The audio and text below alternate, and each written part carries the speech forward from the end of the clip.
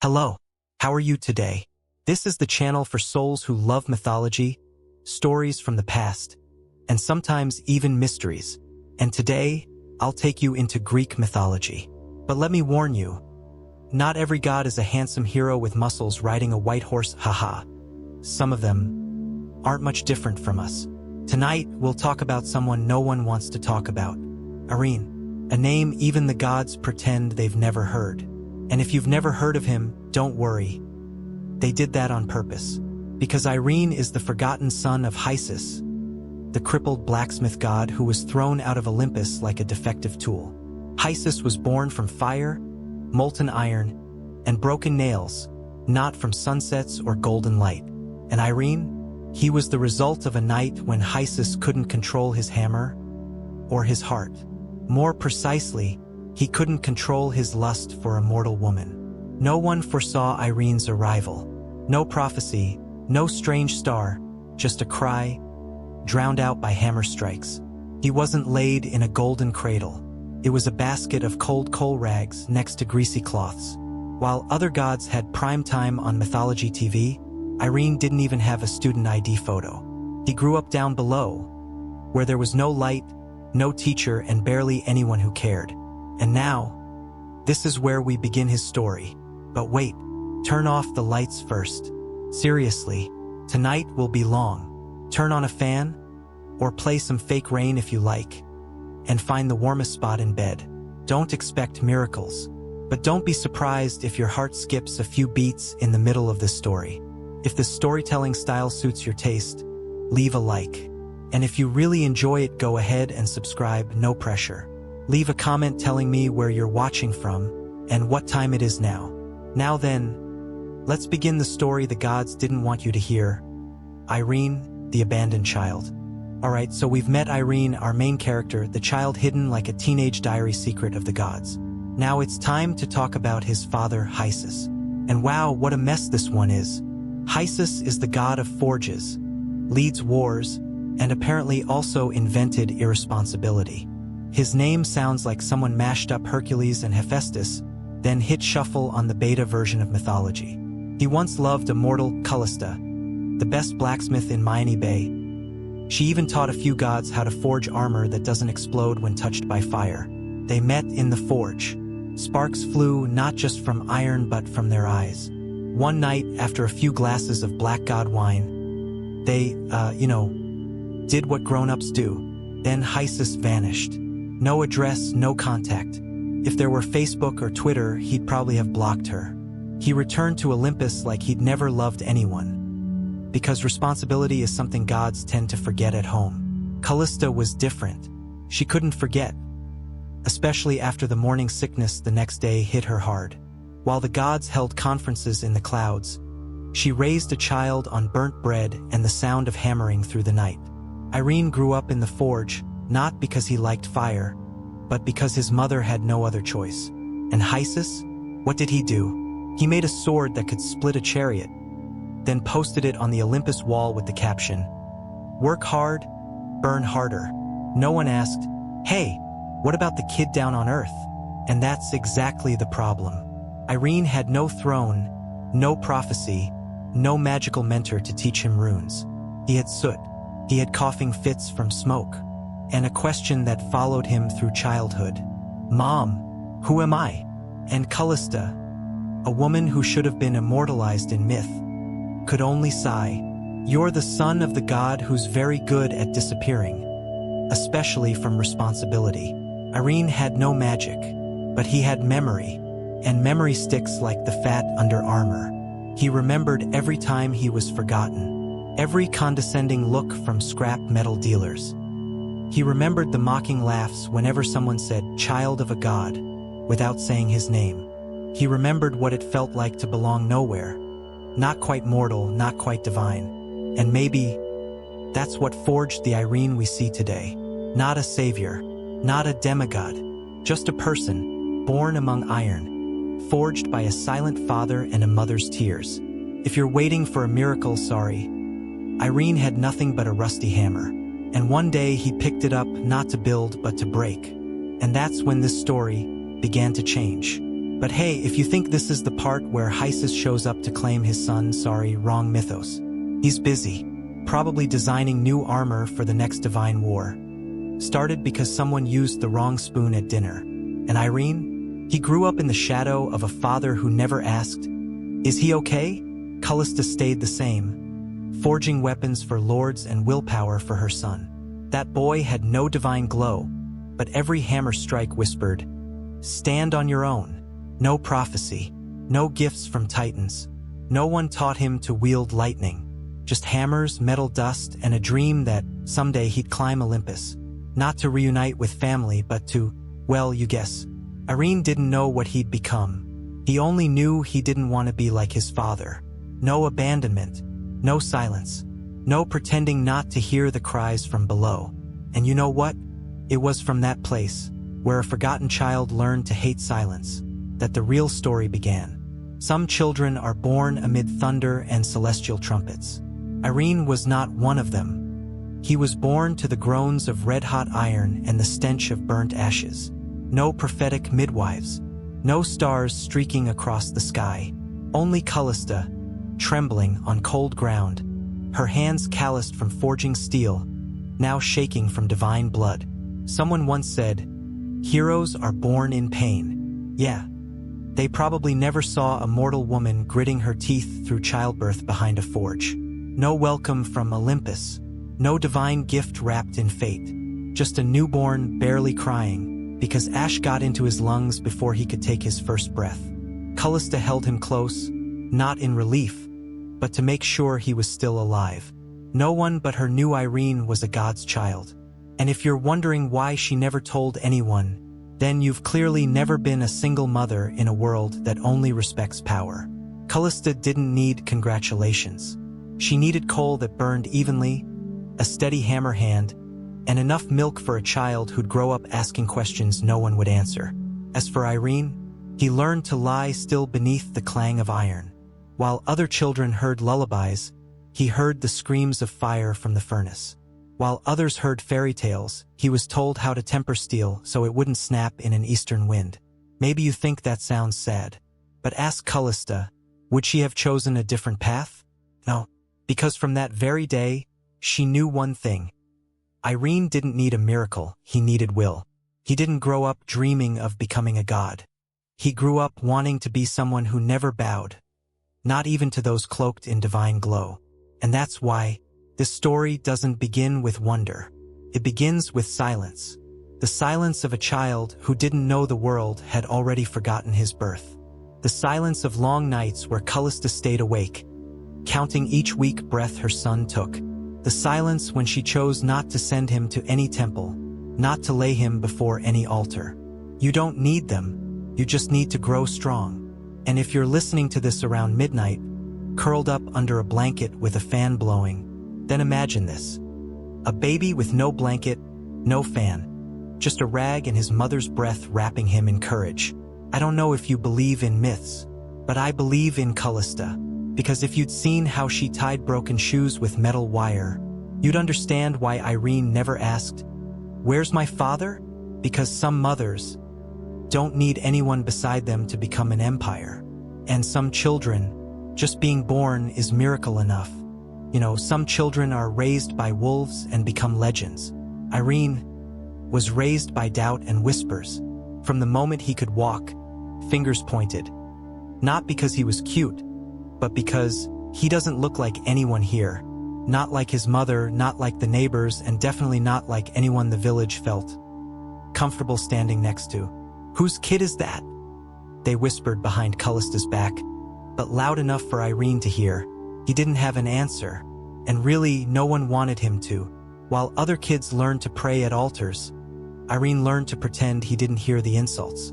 He grew up between hammers, anvils, and selective silence. Kalista taught him how to tend the fire, how to strike steel, and how to endure. Not just hunger, though that too, but to endure being shoved, being called freak. He once asked her, "Did I do something wrong?" Kalista just shook her head and placed a hand on his chest. "No, your heart beats. That's enough." And that was enough for a child who had to grow up expecting nothing from anyone. Once, He helped put out a fire at an old man's house in the village. The man stared at him for a long while, then said nothing, just closed the door. I don't know what you'd call that, but I call it a superpower. Not Irene's, but society's. The ability to ignore kindness if it comes from an outsider. And Irene? He went home, brushed ash off his hands, and kept working. Not out of nobility, but because as long as there was work to do, there was a reason not to overthink. Kalista once said, "We don't need them to believe. We just need to believe long enough to make it through." That line sounded better when she said it. Trust me, in the village, Irene was different. Outside, he was no one. He once tried leaving the mountain and living in the neighboring town. 3 days later, he returned without a word, and from then on, never mentioned it again. He had no magic teacher, no dream of becoming a hero. Only calloused hands, a slightly hunched back, and a silence growing heavier in his mind. Irene once wondered, if I'm truly the child of a god, then why am I like this? That question repeated like a hammer in the forge. Steady, relentless, without end. Have you ever felt like you were a draft of a grander idea, but left unfinished? That's how Irene lived, unedited and unread by anyone. And Kalista? She still forged iron, laughed a little less each year. But in her eyes, Irene was the one creation she never needed to fix. One day he saw a child playing with a dog. A small moment, but he stood watching for a long time. Not because he liked dogs, but because it was the first creature that didn't fear him. A few days later, the dog disappeared. People said it was taken by the god's hunters. Irene laughed, not because it was funny, but because he was used to it. And if you're wondering, where's the magic in all this? Don't worry, it hasn't arrived yet. Because life never left room for miracles to come on time. If you're waiting for a thunderous awakening moment, a divine lightning bolt, well, I once thought that too. But no, nothing came. No lightning, no rainbow, no whisper from the heavens. Just the sound of his stomach. And it growled loud enough to summon a beast from another dimension. That was the only miracle Irene ever had, that gnawing hunger. While other heroes had glowing swords or flowing capes, Irene had a piece of dried fish. Specifically, burnt dried fish, the kind you eat while trying not to think where it came from. And if you're imagining a cozy campfire, nope. It was a smoke-stained straw stove and a face covered in soot. Instead of an old mentor declaring, "You are the chosen one," Irene had a neighbor yelling, "Kid, you burned my pot again." There was no sacred hill for Irene to climb and discover his destiny. He only climbed onto rooftops to chase away hens laying eggs on his bed. And yes, that was his private room. An attic patched with dented tin and the scent of cat pee. You think a god would send a sign? Hisus didn't even send a birthday card. No cake, no candles, just cold ashes in the stove and rain tapping the roof like, "You're still not special, kid." Irene used to wait. You know, like one day someone would say, "It's time." But the only one who ever came was the tax collector. And he came to take their last half potato. Even so, Irene survived. He learned to collect ashes, light fires, boil turnip skins, and reheat soup from 2 days ago. No spells, just one survival recipe. Don't starve, don't stand out, don't believe in fairy tales. The only myth he ever heard was from a drunk claiming he fought a talking deer. Spoiler, the deer won. And Irene laughed, because at least the deer had a story to tell. And what did he have? A forgotten name and a bowl that never filled. You know that feeling, right? When you're not chosen, not called, not even on the backup list. Irene was the kind of character Mythology forgot to write, because he had nothing cool to offer. No shiny helmet, no white horse, no Titan descendant claiming him. Just rough hands and a stomach that spoke louder than he did. While other kids were told tales of Olympus, Irene was told to stay away from the drunk priest at the village edge. While others learned to summon thunder, he learned to dodge rat traps and still get the bread. And you know what's funny? He pulled it off. I'm not joking. Irene knew how to survive, even when the world kept saying, "You don't belong here." Every time it rained, he didn't look up for help. He ran out to catch water because the well ran dry yesterday. It wasn't a miracle. It was logic. And sometimes logic keeps you alive. As for the gods, they were still napping. No god ever showed up. But maybe he didn't need one, because Irene got used to the silence of the stars and the familiar growl of an empty stomach. Isn't it strange? A child with divine blood, yet not one god ever mentioned his name. As if the world deliberately forgot he existed. But Irene didn't forget. He remembered every time he was ignored, every look of disdain, and the salty taste of tears over cold rice. And when you've been forgotten long enough, you start thinking of ways to make them remember. Not with miracles, but with stubborn existence. So one morning, Irene stood up, like someone with nothing left to lose, and that's when the real story began. In the village where Irene grew up, one thing was common: the chosen child. You know, the kind who glows when touching an ancient stone and suddenly speaks dragon. Or the baby girl who names the stars at birth, then prophesies, "There will be acid rain next year." And each time, the whole village would gather and chant, "Another warrior is born." But Irene, he didn't glow. He smelled like firewood smoke. Instead of prophecies, Irene sang off-key folk songs while chopping wood. And his special skill? Not tripping while carrying a firewood bundle twice his size. I know what you're thinking. Maybe that's his hidden power? Nope, just survival skills. While the chosen ones were sent to train with shamans, Irene was called to light the stove.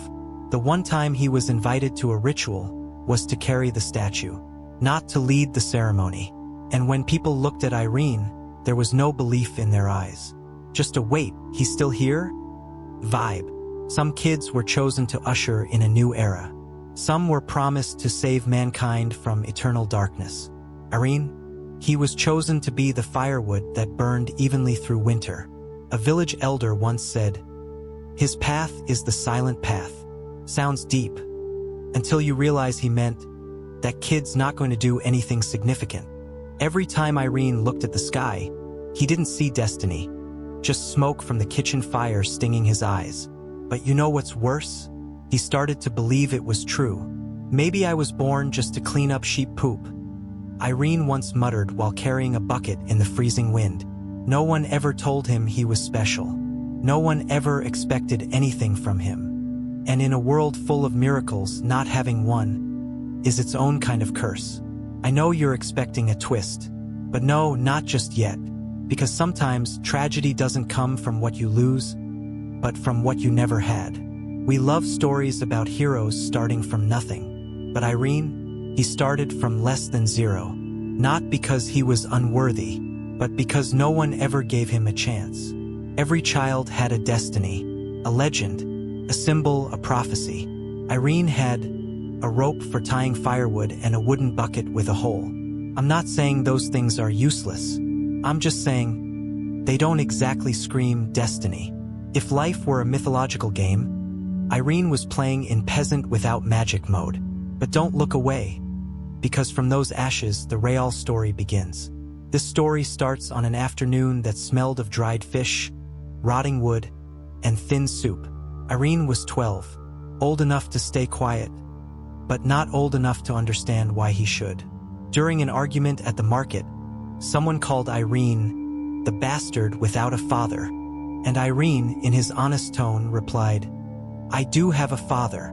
My father is Hisus." The air froze like leftover soup overnight. Then smack, a slap like thunder from the village fortune-teller.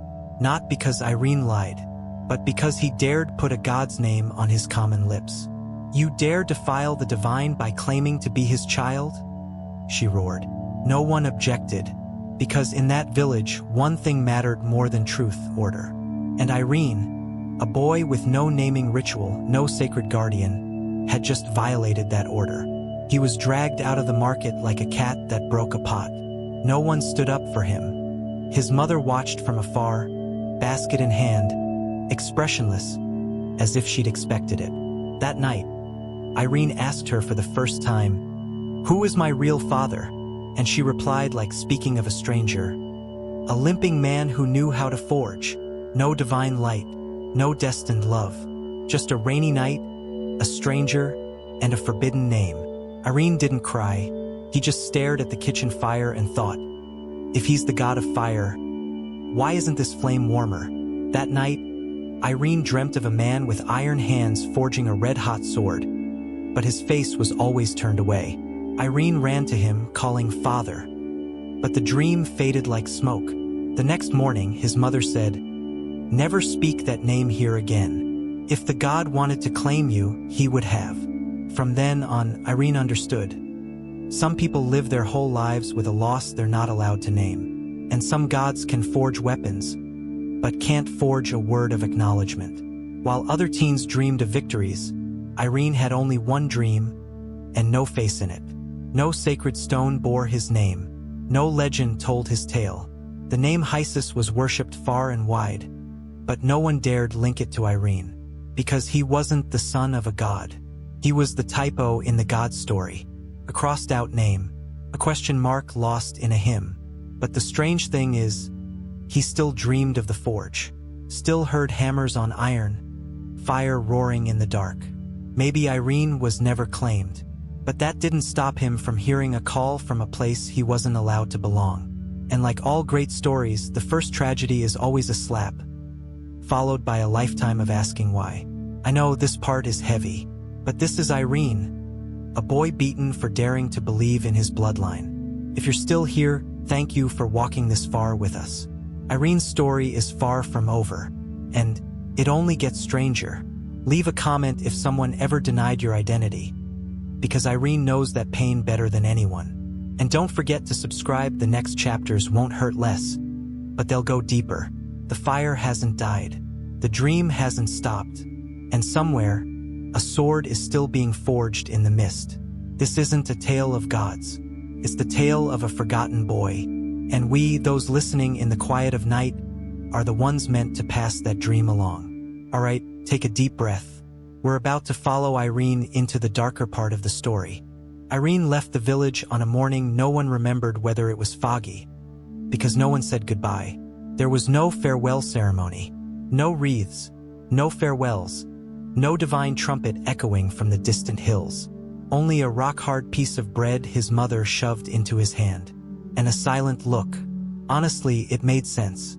Who would see off a kid who once got slapped for telling the truth? Irene didn't know where he was going, but leaving was better than staying and getting slapped again. He walked through forests, through fields, past the rice paddies where villagers once poured boiling water to banish spirits. Every step was Irene reminding himself, don't turn back. No one's calling your name from behind. No map, no compass, only a hazy memory of a limping god with a singing hammer. Sounds mythological, doesn't it? A powerless youth, chosen by no one, setting off to find his father. If you think heroes always start with a prophecy, not this time. No one said, Irene, you are chosen to save the world. Just Irene and the question, if he really is my father, why didn't he ever return? On the road, he passed many villages. Some spoke of Hisus. Some dared not mention the name. Irene began to realize even gods have coverage areas, and some regions are blacklisted. An old woman at a night market said, someone once saw a blacksmith step out of a volcano. When Irene asked for more, she replied, I just say that for fun. Who believes in that stuff? Then she sold him 2 boiled potatoes for double price, because he looked clueless. The more he traveled, the more Irene realized. The world is full of rumors, but short on answers. Some places worship gods out of fear. Others scoff and call it folklore. And each night, Irene lay under a strange roof, hugging his mother's hard bread, dreaming of a green flame in a forge. You know those dreams? The kind where you wake up feeling fooled, but still want to fall back asleep to dream again? And if you're thinking, here comes the turning point, sorry, not yet. Irene hadn't met a god, hadn't seen a beam of light, and still hadn't been hungry enough to eat the stone bread. That might have been the day's greatest achievement. No broken teeth yet. Once, he overheard 2 blacksmiths mention a half-god man who passed by. Irene asked, did he limp? and got stared at like a lunatic. Stories of gods always seem to get silenced just when you get interested, like someone doesn't want you to know the truth. Or maybe the truth is too silly to share. Sometimes Irene wondered, am I going somewhere? Or just leaving a place no one wanted me in? And if that question made you pause, welcome to Irene's default state of mind. Because this grand journey had no epic soundtrack. Just a growling stomach and rain dripping down his collar. A blind prophet once told Irene, "You will find your father when you stop searching." But he said that to everyone, even lost kids at the market. No one's sure if he was really blind. He kept asking people for money. The farther from the village, the clearer one truth became. No one's waiting at the end. No throne, no medal, maybe not even a father. But sometimes those not chosen go the furthest. And even without cheers, Irene kept walking. Not because of destiny, but because he had nothing left to lose. You're still here? Then you've already gone farther than anyone in his village. And that is the first step in a journey no god dared to write. One day, unremarkable, Irene reached the gates of Olympus. No greeting, no guards. You expected fire dragons? Divine soldiers? No, just a slightly ajar gate. He knocked, once, twice, then pushed it open. No one cared. The gods were busy. One was checking her mirror. One live-streamed a sacrifice. One counted followers. Irene said, "I'm the son of Hisus." And immediately, someone burst out laughing like he claimed to be a flying sausage. "Hisus? That limping guy in the volcano?" asked one god without looking up from lunch. A goddess added, "I thought he died already?" A thunder god shrugged. "Don't remember any banquet inviting his kid." Irene tried again. "He once loved my mother, Kalista. She was a blacksmith, AAA Kalista, best toast in the South Volcano." One god slipped. "I mean, who?" You know that feeling, like showing up to a class reunion and realizing no one remembers you went to that school. Irene stood among gods exchanging snake wine and taking selfies with talking swans, hoping someone would ask, "What's your name again?" But no one asked. No one cared how long he'd been standing there. He asked to speak with Hisus. A wind god turned and said, "He's not here. Not anywhere, actually." Irene asked, "What do you mean?" and got back, "I mean, he vanished, like a system update that never finishes downloading." Another god suggested, "Want to meet Hisus? Ask Sharon. Maybe he's paddling around the underworld." Irene didn't get mad. He just stood there, because these mockeries somehow made more sense than his father's silence. In one corner, a younger god whispered, "You really Hisus's kid?" Irene nodded. The god shrugged.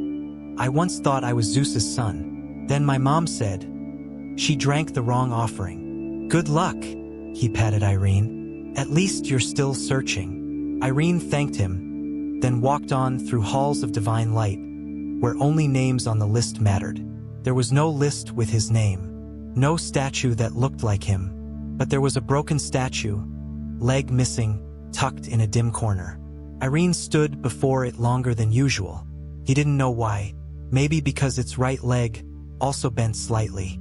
No miracle happened, but no one chased him away either. And maybe that was already a good start.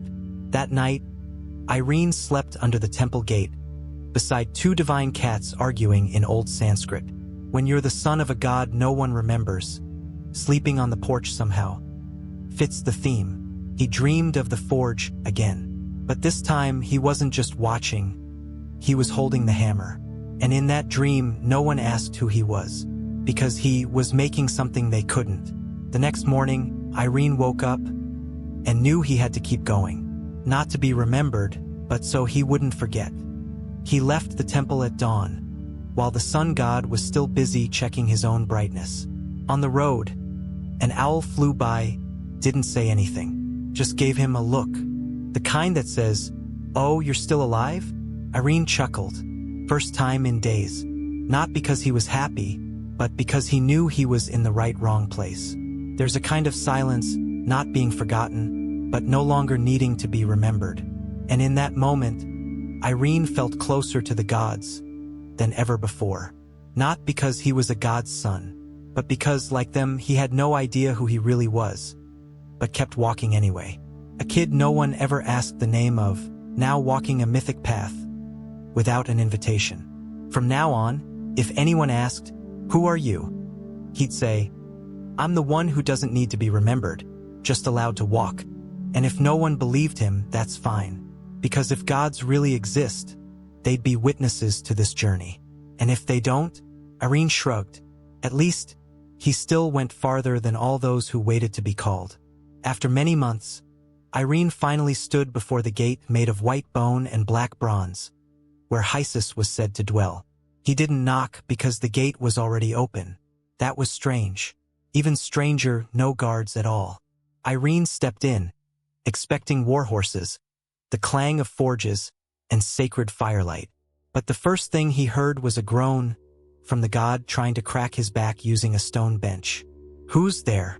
Hisus asked without turning, his voice raspy, like someone with a cold who just smacked their head on a sacred axe. "I'm Irene," the boy said, steadying his voice. "Your son and Kalista's." A long silence, then a choking sound, like someone either gagged or looking for a polite rejection. "Sorry, wrong person," said Hisus. Irene frowned. "You seriously don't remember my mother?" Kalista. Hisus repeated like flipping through a mental address book full of typos. Maybe. I've passed through many villages." "You stayed for 3 nights, then left," Irene said. "You left her. And me." "3 nights don't count," Hisus shrugged. "I spent an entire winter with someone named Lyria. She said she had a kid too." Irene smiled faintly, not happy, the kind of smile that says, "Ah, got it now. So, I mean nothing to you." "Not exactly," Hisus said, looking up for the first time. "You seem spirited. Not everyone dares to come here." "Because I'm human," said Irene. "I came because I need to know, not because I'm chosen to." Hisus nodded, like deciding on a bland lunch. "Fair, but I don't need more kids. To be honest." Irene was silent, staring at him, not with hate, more like, "Thanks, now I know for sure." "You can reject me," he said, "but I'm still your son, paper or no paper."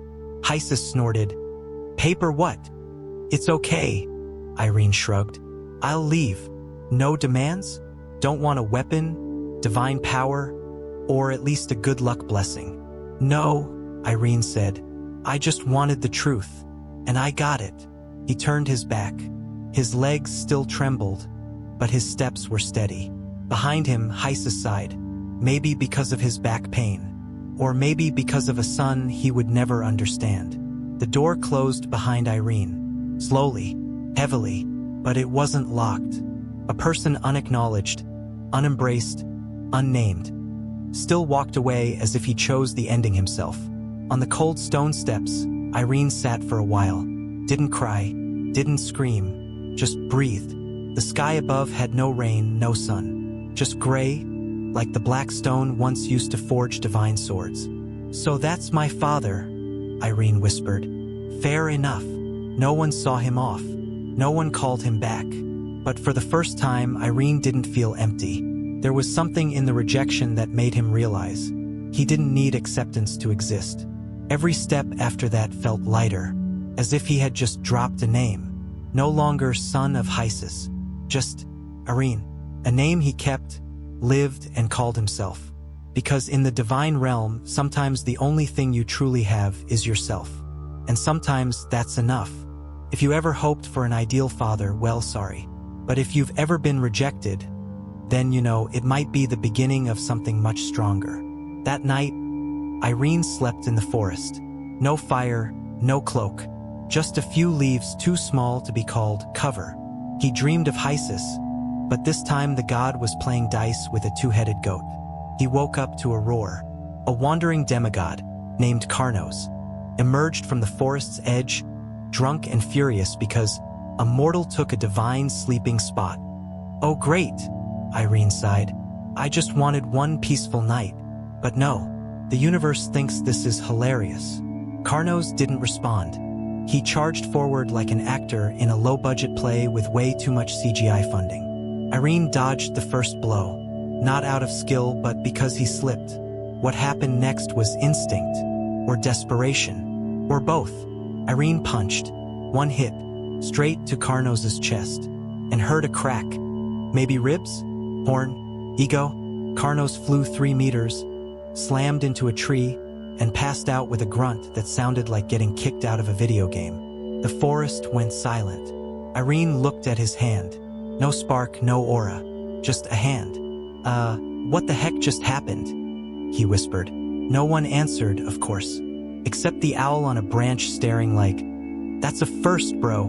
Irene sat down, hands still shaking, not out of fear, but because part of him felt happy, not for winning, but because, for the first time, he wasn't weak, not pushed around, not looked down on. The next morning, as sunlight pierced through the leaves, Irene walked with his back a bit straighter. A demigod still lay there, breathing. Good. He hadn't killed anyone. But now the world knew he could do more than chop firewood. "All right," Irene muttered. "If he doesn't want to claim me, then let the universe do it." And the universe, or at least the small campfire glowing in the distance, seemed to be listening. From afar, a group was approaching, carrying flags, symbols, and a beast like a lion with wings. "Oh no," Irene whispered. "Don't tell me I just made it onto the mythical world's live broadcast." But yes, they saw it. And in this world, when you defeat a demigod, even once, you're no longer a nobody. You become the one who might. And that's enough to bring both trouble and hope. "All right then," Irene said, with the voice of someone who hasn't slept in 3 nights and just drank resentment-flavored coffee. "If I have power, I'll use it. Not to prove anything. Just so I'm not dismissed anymore." Wind brushed past his torn sleeve. No glory, no soundtrack, just a teenager with scraped hands and an awakening heart. It wasn't a miracle, nor fate, just someone finally got angry enough to stop accepting everything. And sometimes that anger is the only miracle you need. You know that feeling? When things start to seem too strange to be a coincidence? That's when Irene began asking questions no one could answer. Not the cliché, "Who am I?" stuff, but more like, where did that punch come from? Because clearly he had just punched a demigod off a cliff. And before that, he'd only ever landed punches on firewood. No thunder, no booming voice from above, just a very real punch. Could it be my father left something behind? Irene wondered, then immediately scoffed. Yeah, probably just disappointment. But you know what's funny? We only question if we have power when we accidentally do something unusual. When you've lived your whole life being rejected, one abnormal moment becomes a crisis. Or maybe, I really am not normal. Irene started testing it again. Sneakily punching rocks, climbing rooftops, taking deep breaths and leaping. Didn't die. Didn't break bones. Didn't get struck by divine lightning. He slumped down, staring at his hand like it belonged to someone else. If I'm a god, then what kind of god am I? Definitely not the god of memory. No one remembers who he is. Not the god of healing. He couldn't heal his mother's pain. Not the god of war. He hates fighting unless forced. Maybe the god of those left behind. And if you're watching this at 2 a.m., alone, you get it.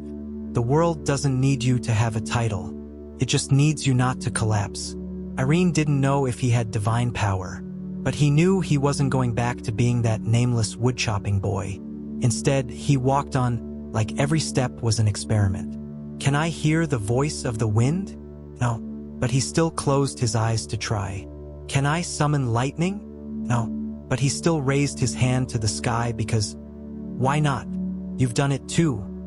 Standing in front of the mirror, pretending to be a superhero. Sometimes belief doesn't need logic, just life and a bit of curiosity. Irene didn't know if he was special or just the only one who still believed he could be different. And maybe, just maybe, that was enough to start a legend. No trumpets, no gods blessing him. Just him, a dusty path, and a tiny voice inside saying, "Keep going."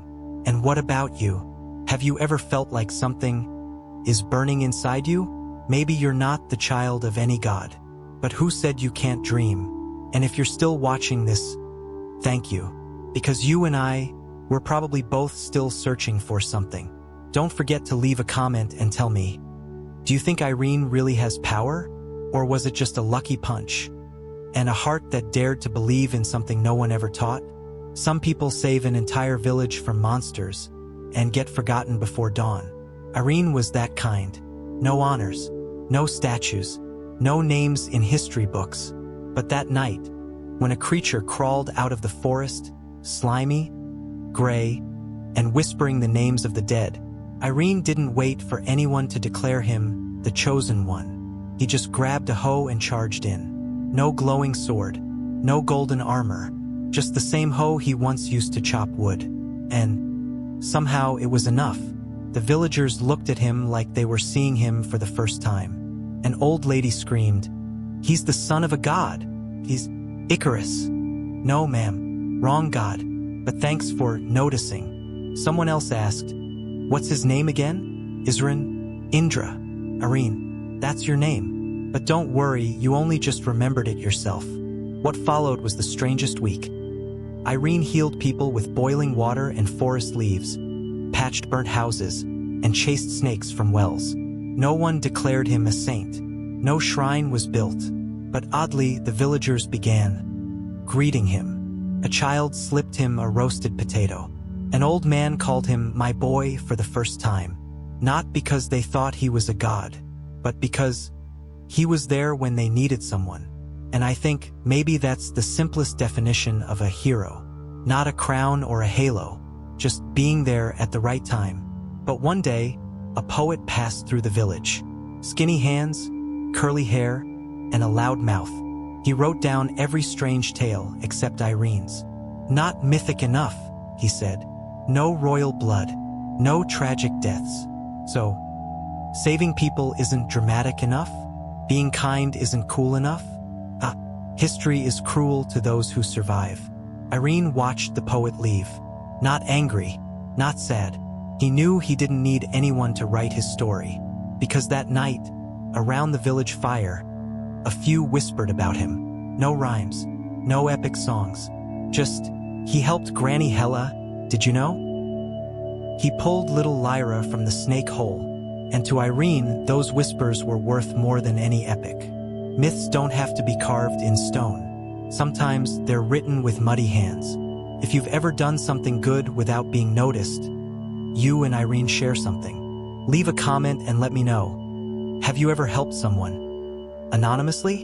And don't forget, if you think this story is worth spreading, then give it a like, a subscribe, and maybe a quiet whisper to someone else. Because maybe all real legends begin like this. Someone not famous doing something small that no one else dared to do. No statue was built, no name carved, no tale recorded for Irene. After generations, only fragments remain, mixed with the wind and soot of old forges. The gods forgot. The people who lived with him forgot. The village isn't even on the map. But tonight you've heard it, and that changes everything. Because if even one person remembers, then Irene never truly vanished. His story doesn't lie in history books. It lives in a dream, maybe even yours, tonight. I wonder, are you still awake, or already dozing off as Irene picks up the rusty hammer again? If you're still listening, just leave a simple comment. I remember. We read every single one. Trust me, those whispers are never small. And if you think this tale is worth retelling, you know what to do. One like, one subscribe, and maybe a share to someone else who's ever felt forgotten. We don't need to be gods. We just need to be human who know how to listen. And remember, some heroes need no armor, just a campfire and quiet resolve. Irene never needed a halo. He just needed someone to believe he was real. And you did that. Right now. Right here. I know you might be listening at midnight. Lights off. A breeze drifting in. Thank you for staying till the very last line. Not everyone does. If you're asleep, May your dreams be warm with firelight. But if you're still awake, know this: you just revived a legend. Not with blood, but with memory. Irene was the forgotten child. But tonight, you're the one who remembered. Oh, and if you're still awake, leave a comment below. I really want to know, are you still up? Haha. Hello everyone. Tonight we're starting with a topic that's a little dark. A time when people lived with plagues, bizarre punishments, and dishes you definitely don't want to try. This is real life in the Middle Ages. No glitter, no illusions, just surviving a single day was enough to become a legend. Right now, I'll take you back in time to the year 1250 and turn you into a real European peasant. So, if you're not afraid of a few chills, don't forget to like, subscribe, and lie still. The night is long. Check if the lights are off. Adjust the fan breeze gently. And if you're using air conditioning, remember to pull over a thin blanket.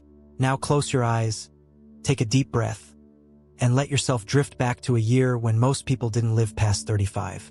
That's 1250. There's good news and bad news. Which do you want first? Well, the good news is you just woke up. The bad news is you'll wake up like this every day, until one day you won't. The bed beneath you is not a bed.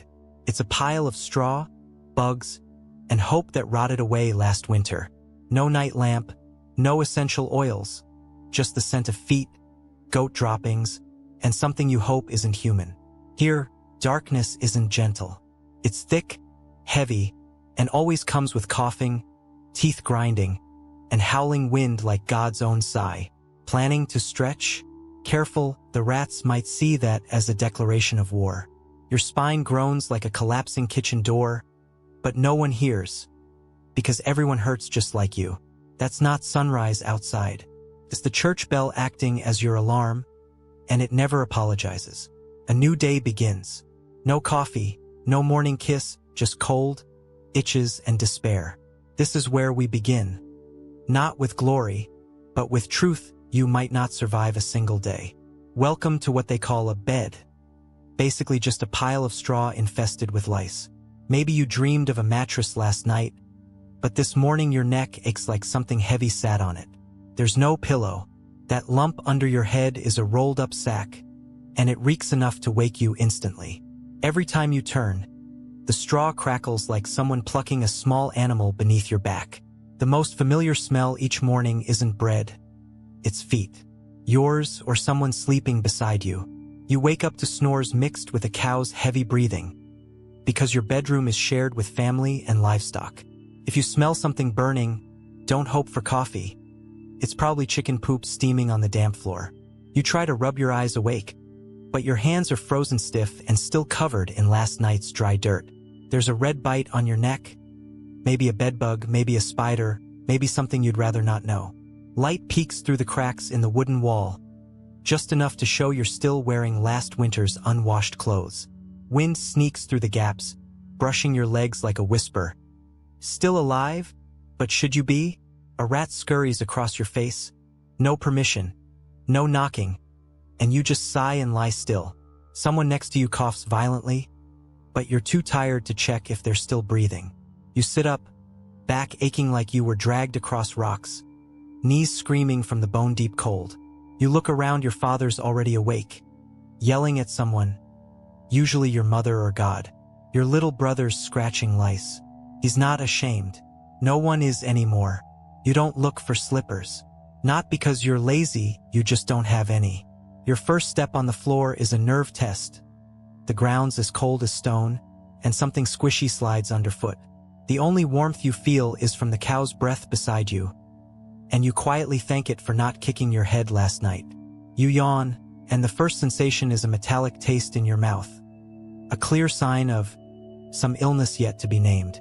No clocks, just the distant sound of church bells, waking even those who wish to stay asleep. Your mother lifts the pot lid.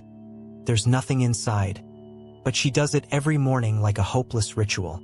A chicken jumps onto your bed, not to greet you. It just laid an egg in your shirt. You consider complaining, but remember, you had nothing to eat yesterday. Keep the egg. Count it as luck. The morning light highlights every crack in the hut, and the bird poop that just fell onto your hand from the roof. A new day starts with you not remembering when you fell asleep, only that sleep was a battle. Every morning here isn't a beginning. It's a continuation of yesterday's exhaustion. You try to stand, legs numb, eyes burning, neck stiff, and your back protests violently. Everyone shares the same thought. Did I really survive another day? But you get up because there's no choice. Here, staying down is also a way to die. You pull back the tent flap, or rather, the rotting cloth, and greet the morning with a chest-rattling sneeze. It's so cold, your pee could freeze into frost. Thankfully, you don't have to go yet. Your neighbor trudges past with a blank face, like he's walking into a morgue. The baby next door is crying, but no one soothes it, because that happens every morning. Across the way, an old man is shaving with a stone, hands shaking but still persistent, even if there's barely any beard left. No coffee, no morning news, nothing new. Every day feels copy-pasted from the last. You think of last night's dream of a place with warm water, clean food, and soft beds, and chuckle to yourself. Here, even dreams are tiring, and waking up is the bravest thing you do each day. You've begun your day in a world where surviving till evening isn't guaranteed. And like every day in the Middle Ages, you don't expect much. Just hope you don't die a pointless death today. If you just woke up and need to pee, condolences. Where you're headed has no doors and definitely no toilet. You cross the soggy yard, feet sinking to the ankles, to find a hidden spot between the pen and the fence. It's cold, the ground is wet, and something rustles beside you enough to make you pause. Could be a chicken, a rat, or another kid dealing with the same business. You pull your pants down, trying to balance, but the wind whips your back like nature's own punishment. No toilet paper, just leaves. Pray they're not the spiky kind. You finish and there's no tap, no water. Maybe wait for rain, or wipe your hands on your pants like everyone else. Hygiene is something you've heard in the Bible, but never seen in real life. And you never thought needing to poop could be the reason you caught a disease. But here it can. Next to where you went is the village's trash pile from last week, reeking like history decomposing. No one cleans it because no one thinks it's worth keeping clean. You walk back, trying not to look at your feet. Whatever you stepped in might make you lose your appetite. If you're a woman, going to the bathroom means sneaking, worrying, and sometimes being more scared than walking the forest at night. They call it natural. But this kind of nature just makes you miss a tiled toilet like a distant luxury dream. Bathing? Oh, here it's a public event, which means everyone sees, everyone feels awkward, so most just skip it. You don't get to choose when to bathe. If there's water, you bathe. If not, wait till next month. Sometimes you think, if being dirty is normal, then being clean must be the real oddity. No one mocks you for smelling bad, because everyone smells bad. Here, body odor is part of your identity. You walk past an old lady and have to try not to breathe through your nose. She hasn't for a long time either. The last place you bathed was the riverbank. No soap, but plenty of fish, and the occasional floating rat corpse. You remember that day. The water was crystal clear, until the kid next to you diluted it with a small, sad event. You hand-washed your shirt, scrubbing like you were trying to erase a month of filth. The result? A fresh mildew smell. Clothes dried in the wind don't smell clean, just less wet. And you wear them like it's a blessing. Someone in the village claimed to have used fireplace ash to clean themselves. Judging by the result, you won't try it. Occasionally, the church hands out holy water, and someone actually used it to wash their hands after pooping. Seriously. You heard about a nobleman who built a private pooping room with bricks. The villagers thought he was insane. While you're wondering about bacteria, a kid nearby just licked his fingers after playing in mud. They say dirt makes you live longer. But here it just means dying a bit slower, and no one cares anymore. Every toilet trip is a battle between dignity and accepting reality. Reality wins most of the time. No privacy, no comfort. Just you, wet grass, and the fear someone might walk by at the worst possible moment. If you're wondering, what about at night? Congratulations, you'll experience stumbling through mud in the dark. Many have slipped during nighttime toilet runs. Some never came back, not from kidnapping, but from pure shame. There's a village corner called the place everyone goes but no one admits. It's the nameless toilet graveyard. One time you heard clapping in the bushes. Turned out two people were sharing a toilet spot. Kids don't care. They go right at the front door. Adults do care but still do it during rain. You once asked, why doesn't anyone build a private toilet? Someone replied, we haven't reached that level of luxury. Centuries later, people will build things called restrooms and won't understand how their ancestors lived like this. But here, in the year 1250, a toilet is a fluid concept in both the literal and figurative sense. You can try to adapt, but every morning, every urge, every rain, they all remind you you're never really ready. This is a place where you don't need paper, because you've lost the pride to stay clean. You just need to survive. You just sat up when the smell of breakfast hit your nose, and there's nothing in it that makes you want to swallow. In the pot is something resembling porridge, if porridge was reheated 10 times and forgotten on the fire each time. This gray, thick, slightly burnt with a few strange bits, and you really don't want to know what they are. The bread is hard as stone. You could use it as a weapon if you hit someone. You try to break off a piece and it snaps in two, and the crumb bounces off the ground. No milk, no butter, nothing to make it better. Maybe this is the original bread. The child next to you chews a piece without complaint, only because they don't know what real bread tastes like. There's a water bucket, but villagers say, don't drink. Last time someone did, they didn't need to eat again. Ever. Instead of water, people pass around a jug of thin, flat beer, like rainwater caught from a leaky roof. You take a sip, it's bitter in the mouth, warm in the belly, and your head feels just as empty as the scraped-out porridge pot. Breakfast here isn't to fill you. It's to remind you hunger is still around, and today won't be any different from yesterday. Every clink of chipped bowl and wooden spoon is like a sad note in the symphony of malnutrition. You look around. Everyone eats. No one smiles. No one expects anything. Everything is just repetition. An old man eats and coughs at once. A piece of porridge falls from his mouth. You try not to stare. Your mother blows on the pot not to cool it down, but to blow away the moldy smell. Some chew without swallowing. They know the rest of the day might not offer anything more. Stomach growls are considered normal sounds, as familiar as a rooster's morning crow. An old lady nods and says, less burnt than yesterday. You're not sure if that's a compliment or surrender. The food smell clings to your hands, your hair, your clothes, and stays with you like an unwilling perfume. You try to finish your share, not because you're full, but to avoid being seen as someone living fancy in a place with no fancy. Fullness here doesn't come from food. It comes when your stomach is too tired to ask for more. Sometimes you wonder how people even survive these meals. Then you take another bite. Kids don't complain. They think this is normal. They've never known milk or real pastries. You see a child licking a spoon spotless, not because it's tasty, but because it's the cleanest thing they've touched today. A girl next to you wraps up a piece of hard bread, saving it for her father, who hasn't come home since yesterday morning. You whisper, anything for lunch? And the person across just smiles like it's the funniest joke all day. After every meal, you don't feel better, just alert enough to start another day.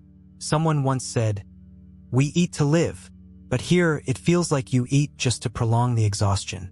The empty porridge pot is flipped upside down, tilting like the helmet of a soldier whose sword has snapped. You don't wash the bowl. There's no water, you just wipe it on your pants like everyone else always has. One rainy day, water dripped into the porridge pot, and everyone was glad. Thinner today, easier to swallow. And if you feel nauseous, don't worry. It means you still have senses.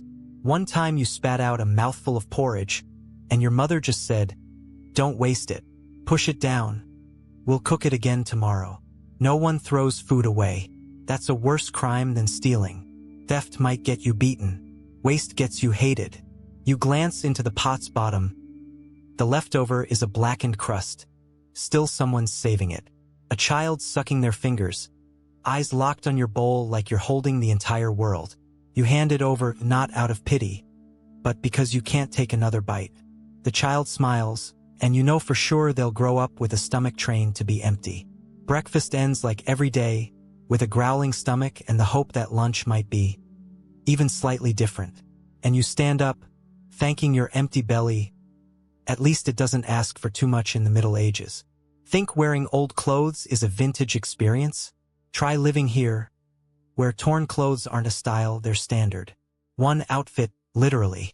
From your birthday to your 10th death anniversary.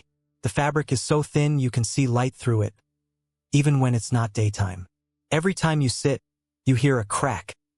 Not sure if it's the fabric tearing or your knees freezing apart. Your pants don't have a front or back. All sides are equally muddy and smell like the cattle pen. Your shirt is stiff like paper soaked and dried on a smoky stove. The buttons are long gone. People use string.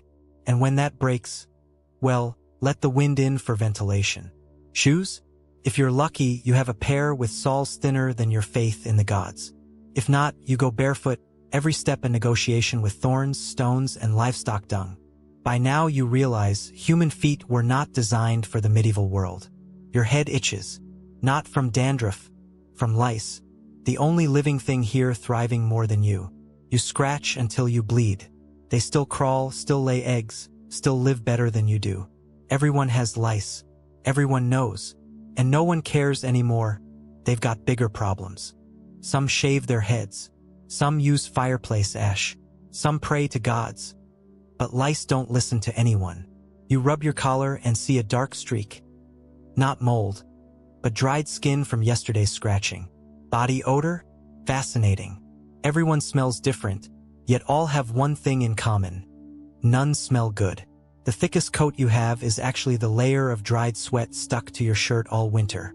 When it rains, clothes double in weight and triple in cold. Goosebumps. Anyone? One time you fell asleep in the rain. Woke up with your shirt glued to your back like a wooden plank. Peeling it off? You lost a layer of skin. But hey, at least the lice left temporarily. No one changes clothes. They patch, sew, and stack layers like a failed mummy rebirth. You look at your hands, cracked like a geological map, and your nails black as farmland soil. Sour armpits, smoky kitchens, moldy blankets, blended into a cologne no one dares name. Every time someone pats your shoulder, you flinch, not from pain, but fear their shirt dust will stick to yours. When you scratch your back and hear a pop, don't worry, that's not a bone breaking, just a scab snapping off. Some say if you survive winter without changing clothes, you qualify as a living monument. Sometimes there's a laundry festival, but only when it rains, rivers rise, and no one is dangerously sick. You feel oddly happy when you discover a new hole in your shirt. At least it's more breathable. But then you ask, why am I still itching? Because besides lice, there are fleas, mites, and things you don't want to name. You sit there, in what used to be a shirt, scratching your head by reflex, realizing the only things enjoying life here are the parasites. Now let's talk about dental care. Think toothaches are just minor problems? Here it's a slow, painful death sentence. No toothbrush, no toothpaste, no dentist within 1,000 light years. You've got a toothache, and from then on, every meal is a battle between survival and infection. Starts as a tingle, then a throb, then the vein swells, turns red, and hurts so bad you bang your head against the wall for relief. No anesthesia, no antibiotics, maybe a knife, but it's for cutting vegetables, and the shaky hand of a half-baked blacksmith. Cavities aren't treated, they're pulled.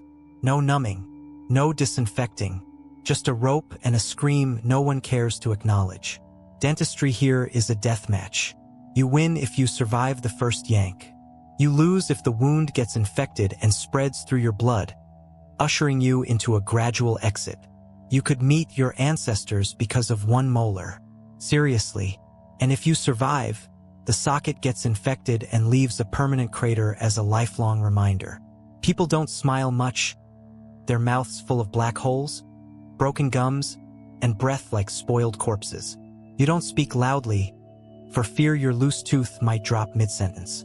Every bite feels like the grim reaper leaning in. Someone tried rinsing with seawater and never spoke another word again. A lump under the jaw could turn you from healthy to corpse in 3 days. People back then didn't know what an abscess was. They just called it the evil swelling and started prepping a coffin. If you smile here, people might assume you're dying. And if you think, it'll pass after a bit of pain, then you're far too innocent. Because a toothache in the Middle Ages doesn't pass. It crawls into your heart and squeezes the last beat out of it. Welcome to the world with no dentists, where one cavity can write your obituary. And in times like this, divine intervention becomes the only hope. You'll pray for the pain to pass, but no one in the temple cares how you're begging. Around you are hunched worshippers, sobbing like the land itself is mourning. In one temple corner, an old man lights a torch with broken altar wood not for worship, but for warmth, and the fire flickers like his hope. The old seer mutters sacred phrases with great dignity, but no belief left behind the words. Yes, you could get dragged into a prophecy trance just for daring to look up at a broken statue. You hunch your shoulders, clutch your cloak, curl into a cracked stone pillar, and still wake up with frozen limbs in the morning mist. Your feet constantly trip over rubble scattered across the temple floor. Fingers grip the torch so tightly they go numb, trembling like they fear the flame might die in the night wind.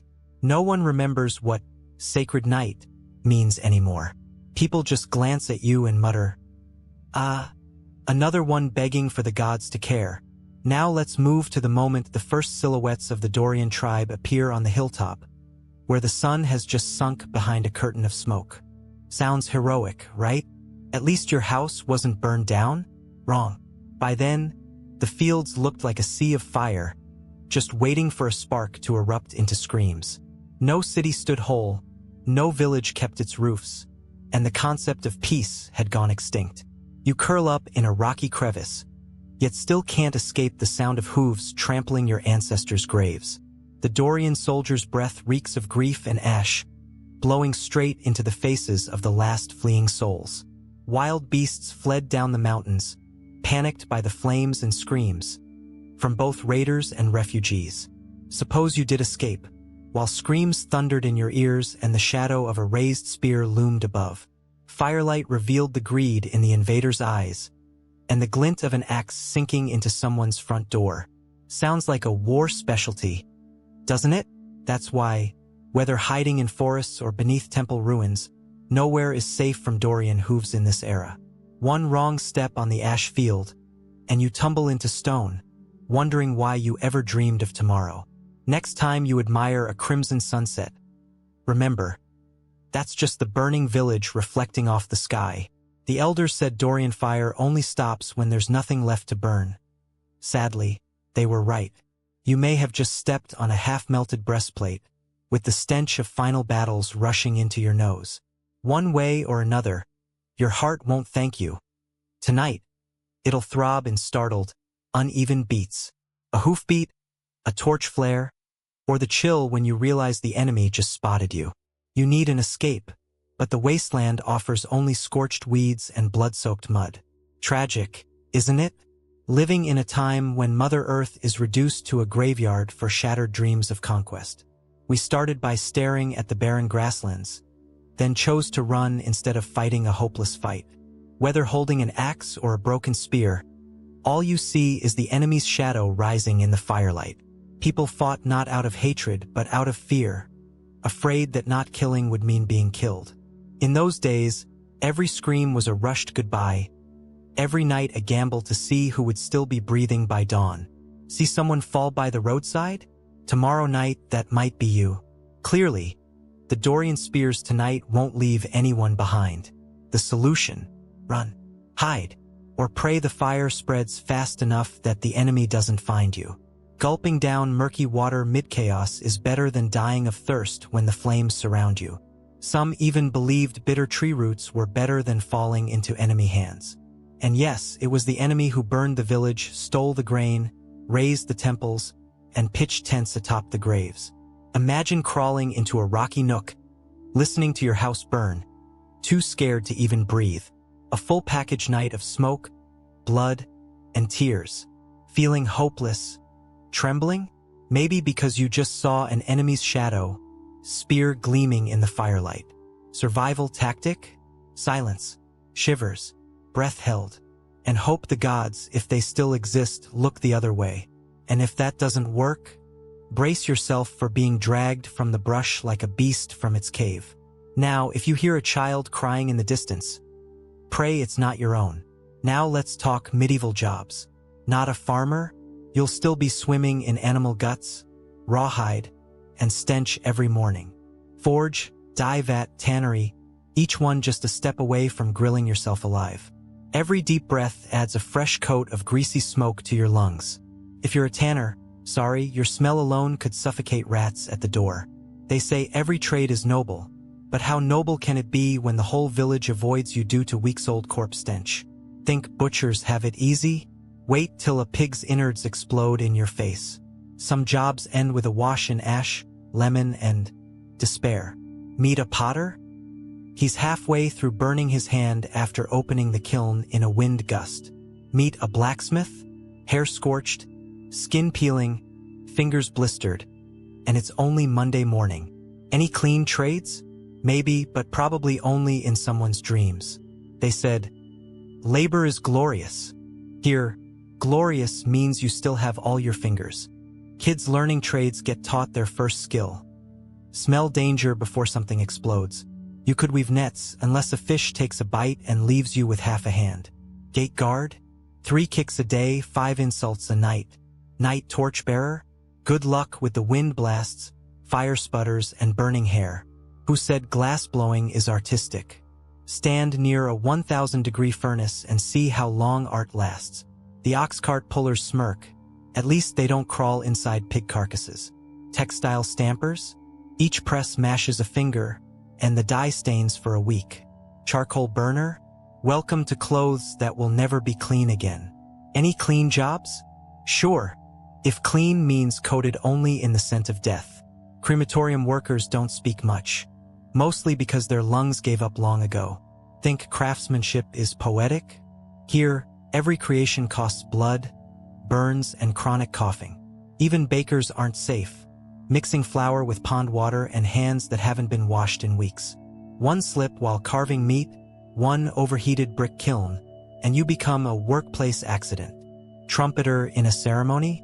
Windburn, dust storms, numb lips, swollen jaw, all for a strangled horn note. No one asks, what do you do? Out of admiration, they're checking if you carry disease. On a good day, you might be burning coal, slaughtering sheep, and patching dung-covered clothes. The job chooses you not for skill, but because you're reckless enough to survive the week. Every cough brings out a mix of soot, smoke, and animal grease from memory. That's why these were called luck jobs. Bad luck, you die. Good luck, you die. A little later, when winter comes, you don't feel cold. You feel your skin stiffen in layers like bark. Wind creeps into the house from every direction, even with 3 layers of stone blocking the door. The first night, you can't sleep from the cold. By the third, your teeth are clattering nonstop.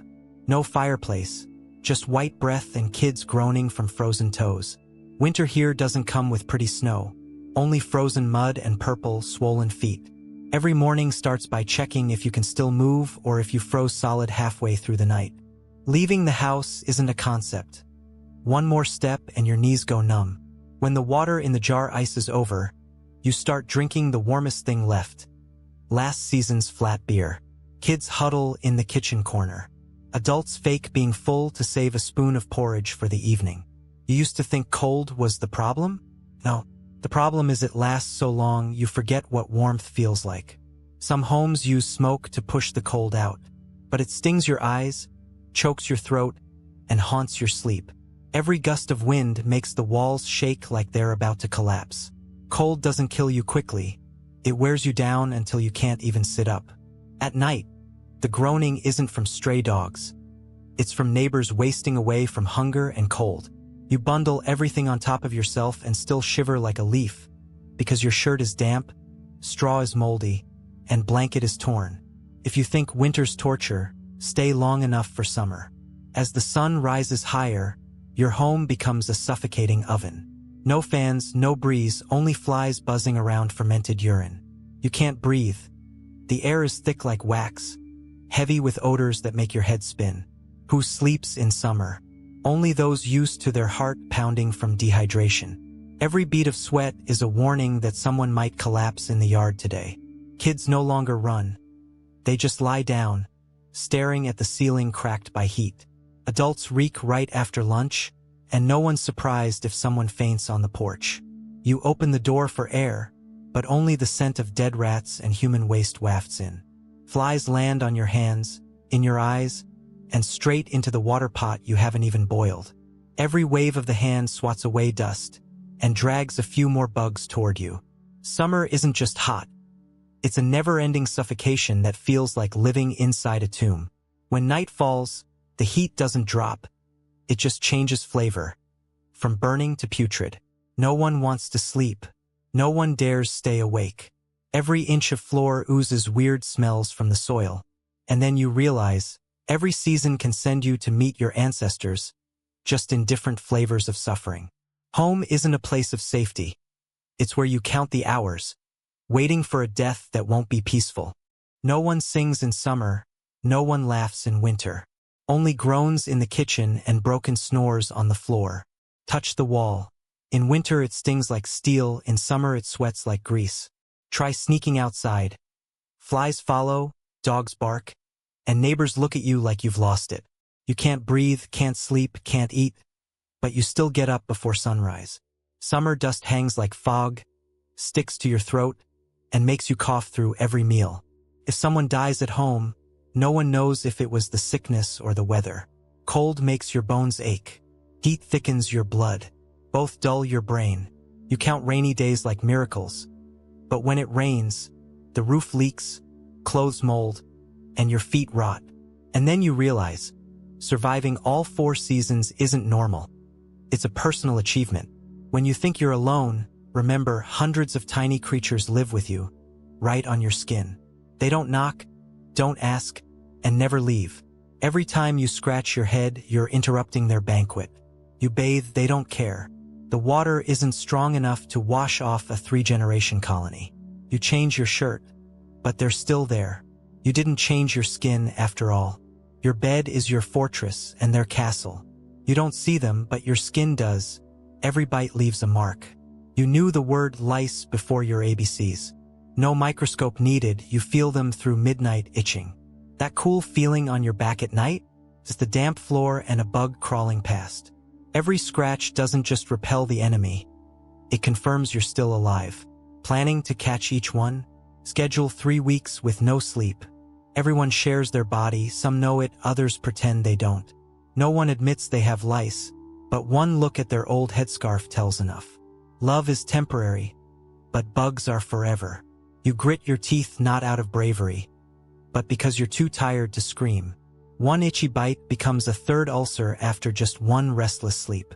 A best friend may betray you, but bugs won't. They stick with you to the end. You may be too poor for shoes, but never too poor for parasites.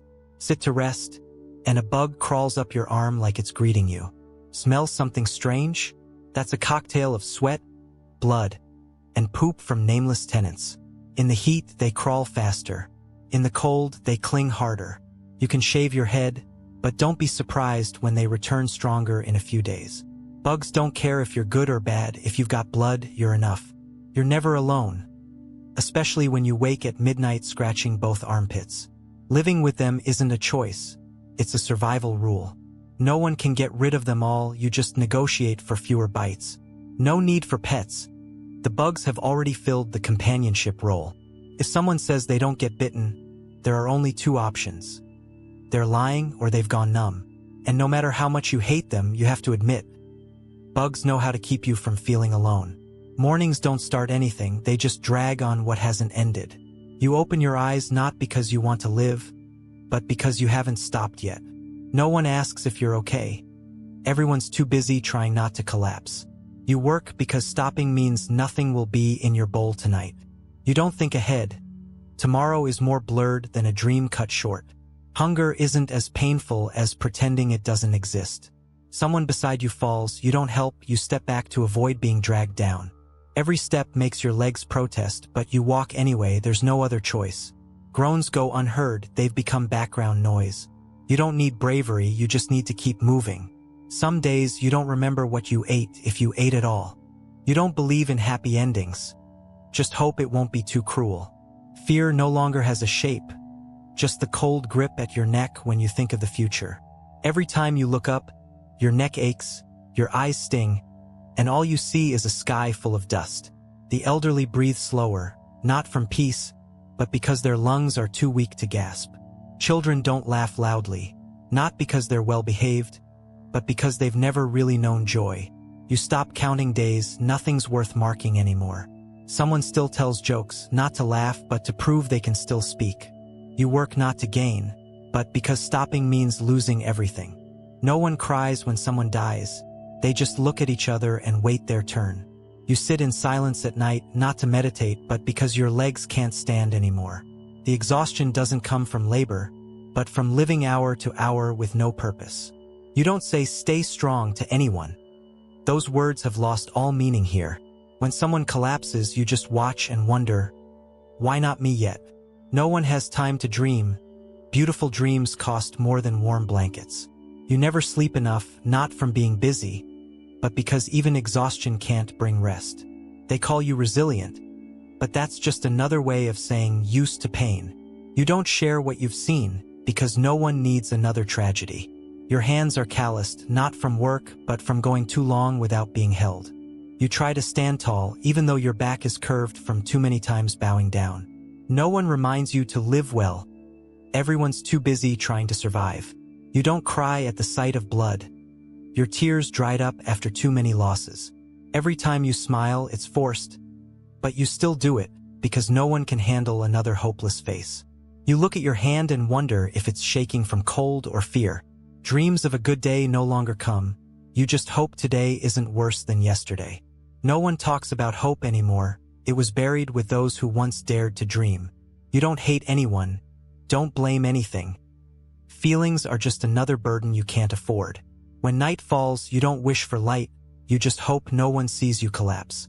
You keep living, not for any reason, just because dying still costs more than enduring.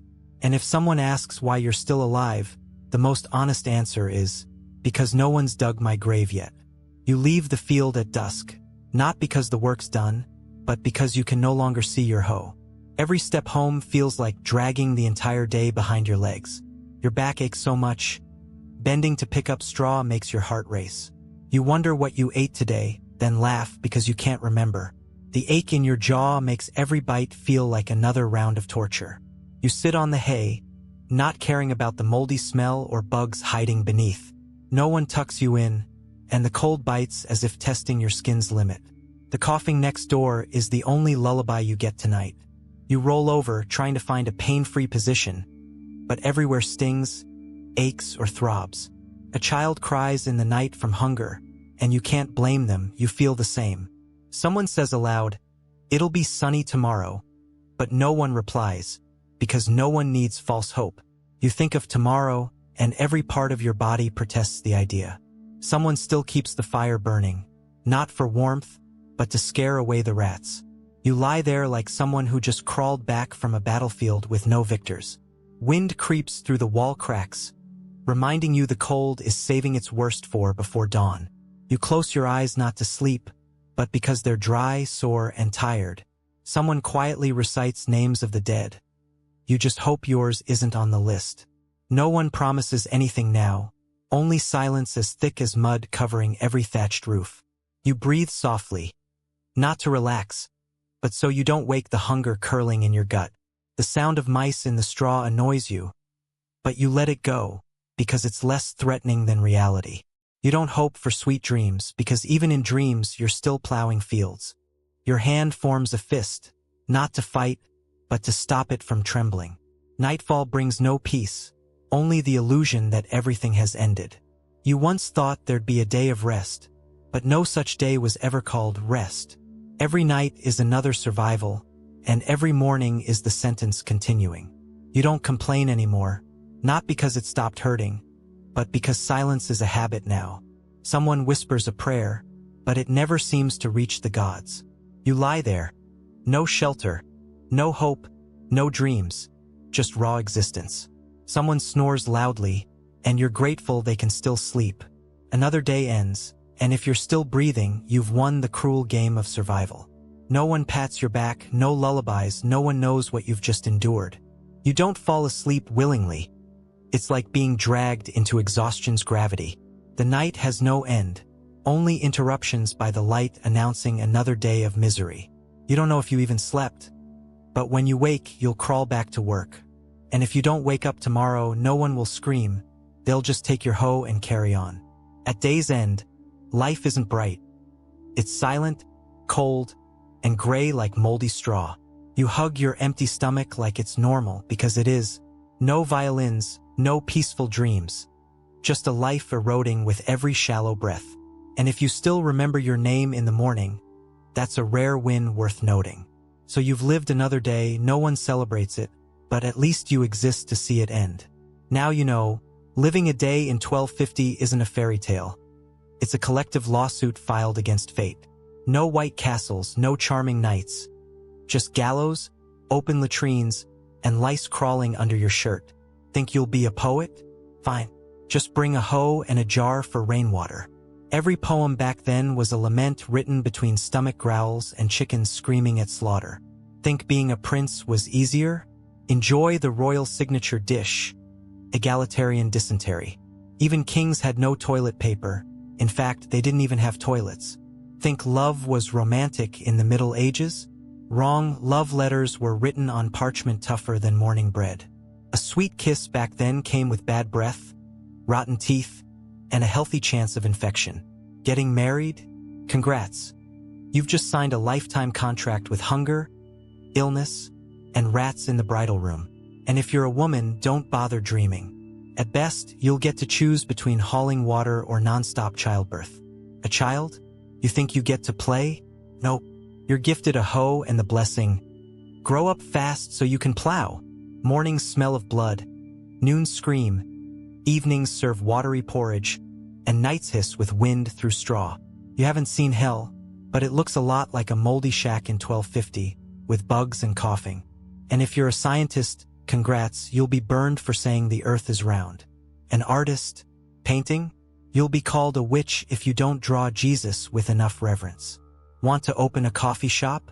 Sorry, coffee beans haven't made it to Europe yet. Want to chill in the garden? Go ahead. Flies, bugs, and horse poop will chill with you.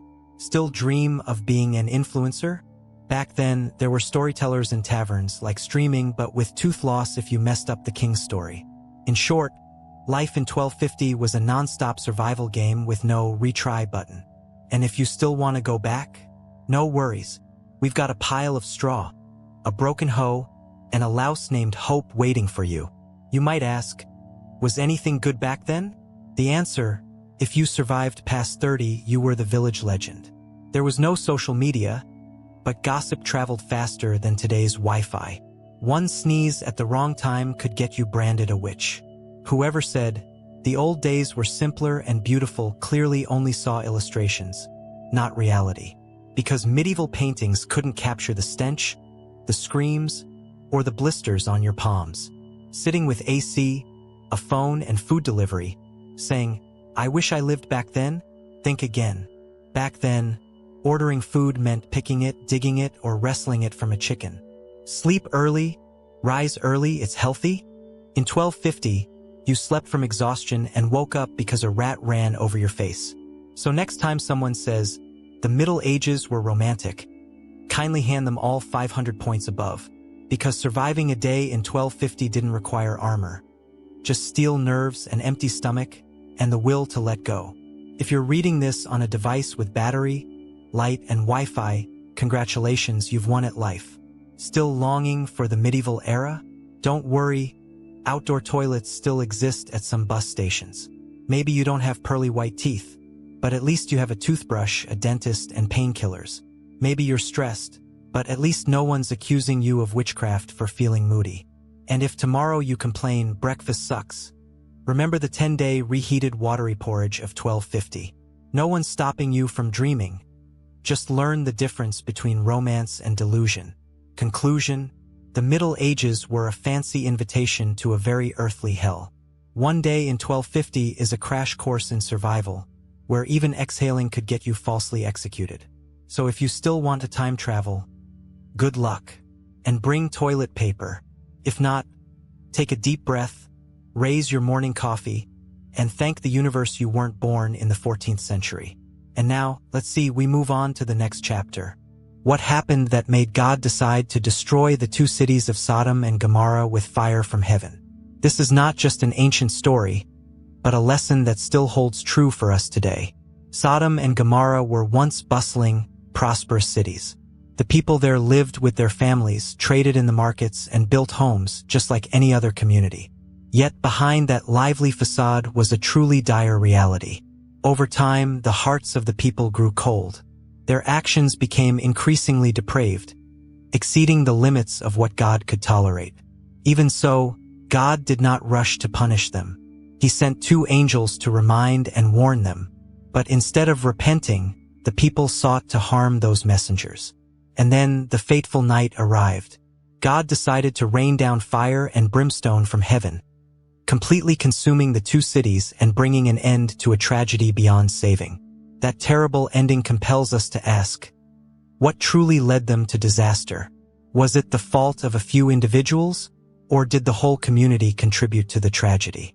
In today's video, we will look back at the 5 greatest sins that Sodom and Gomorrah committed, things not only of the past but still present in society today. Before we begin, don't forget to like and subscribe to the channel so you won't miss our next stories. Well, perhaps we should start with the first sin, rampant immorality. In Sodom, sin wasn't confined to a corner. It was deeply rooted in the lives of the people, creeping into every alley and daily action. The entire city had nearly forgotten the meaning of purity and goodness. The Bible, in Genesis 19, records that God sent 2 angels to Sodom, disguised as strangers. They came to see with their own eyes, giving the city one last chance to repent. Lot, a man who kept his righteousness amidst the sin, welcomed them into his home. He showed hospitality and reverence for God in a society that had strayed from goodness. But as night fell, something terrible happened. A large crowd, both young and old, gathered outside Lot's house, surrounding it in the dark. They shouted, demanding that Lot bring the strangers out.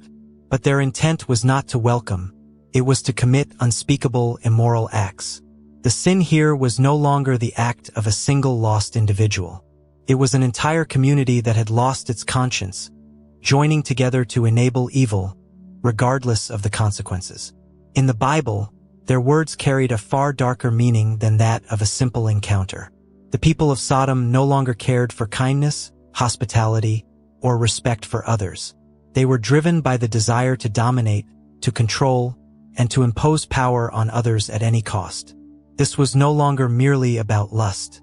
It was a sign that the entire society had lost respect for human dignity and the sacredness of life itself. Even worse, those guests were none other than the holy messengers sent by God. Yet the people of Sodom showed no fear or respect, not even before those sent by the Lord. They defiled values that should have been preserved: hospitality, honor, and the foundations upon which their society was once built.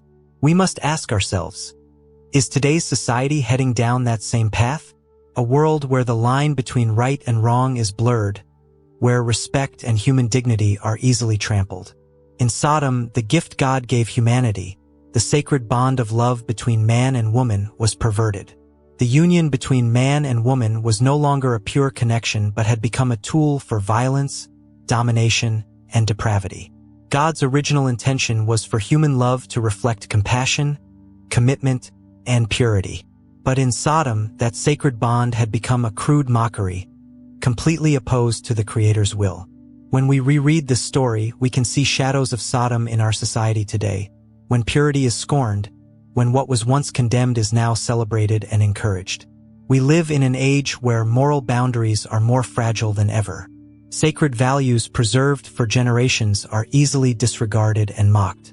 Many may think the story of Sodom is just a piece of ancient history, But if today's society no longer cherishes purity and the sacred, what will the outcome be? Will God one day say, "Enough"?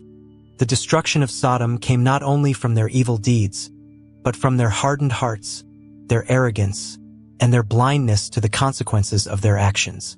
When people can no longer see what is sacred, no longer discern what is right, that is when God intervenes. This story reminds us that disregarding the sacred always comes at a price.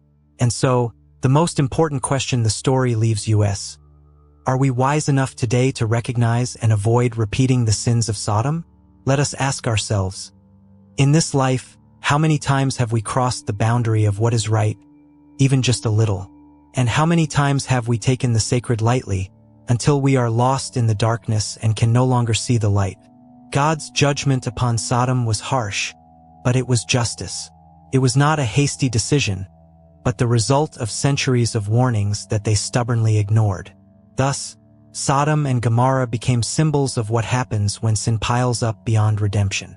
Their destruction reminds us of the devastating power of moral decay and the importance of preserving what is sacred and pure.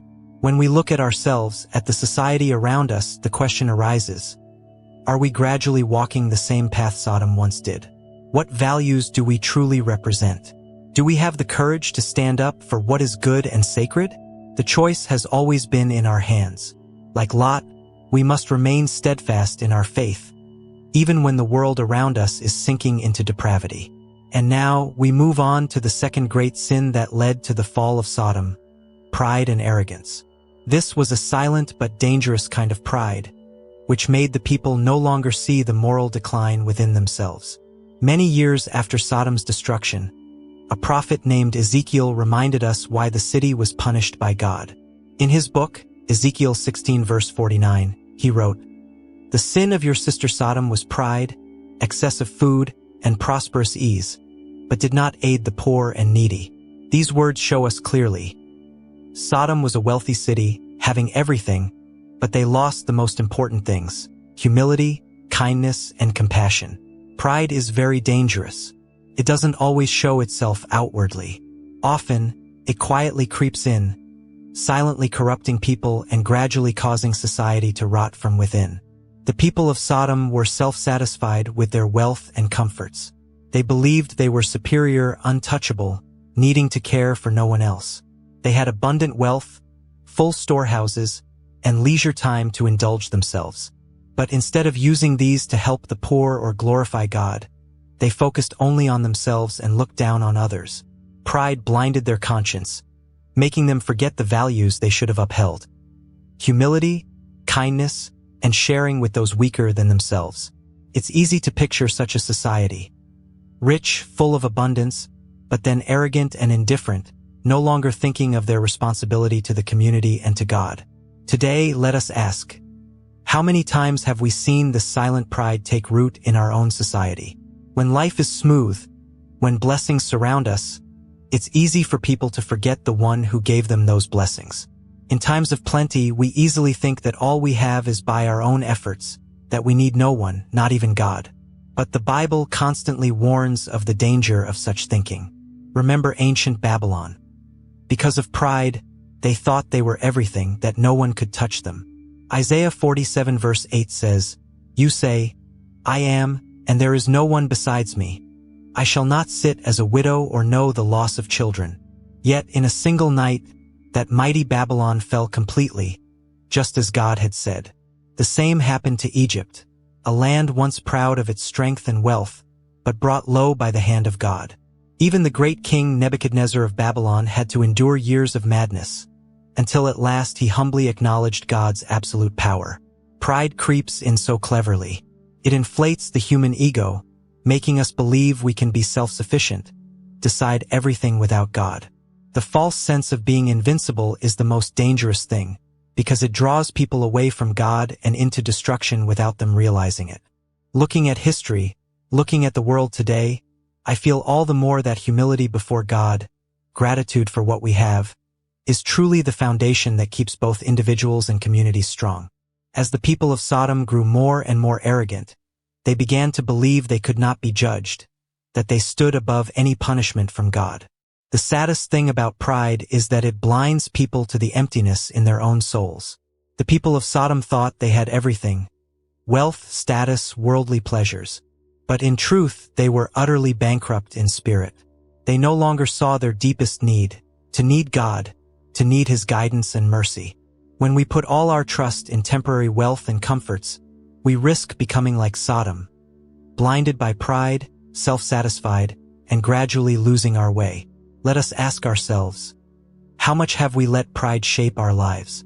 Do we still trust in God's care, or rely only on our abilities and possessions? The story of Sodom and Gomorrah is a powerful reminder. Pride, whether silent or blatant, leads to ruin. The people of Sodom thought they could not be touched. But God's judgment came swiftly, and their fate is a costly lesson for all generations. I believe that only by being awake, humble, and returning to God can we avoid the mistakes that Sodom made. This is not just a story of the past. It still shines a light on our present reality. Pride always leads to destruction, and God will humble those who refuse to acknowledge their dependence on His power. Are we being vigilant about this? Are we humble enough to admit that without God, we are nothing? Or are we, like Sodom, drawing near to spiritual emptiness while thinking we are full? And now we come to the third great sin of Sodom, the lack of hospitality. This was one of the reasons the city was destroyed by God. In ancient society, hospitality was not just courtesy or a kind gesture. It was a sacred duty, deeply embedded in the foundation of culture and way of life. When a stranger entered the town, people had the responsibility to provide food, water, shelter, and protection. This was not just an obligation, but a way to show compassion and care for the vulnerable. Hospitality was a mirror reflecting the compassion of a community. It showed that they respected the values God wanted humanity to uphold: love and protection for one another. But sadly, Sodom had completely lost this, and that was part of the reason the city suffered such a severe fate. In the Bible, welcoming a stranger was not just politeness. It was an act of respect because sometimes the stranger was a guest sent by God. The presence of the divine could appear in the form of a traveler. But in Sodom, the opposite happened. When two angels disguised as humans entered the city, they were not welcomed but became targets of violence. The people of Sodom, from young to old, gathered outside Lot's house. Instead of protecting the guests, they pressured him to hand them over. Their intention came not from hospitality. They sought to harm, abuse, and humiliate the innocent guests. A meeting that should have been peaceful turned into a night of horror.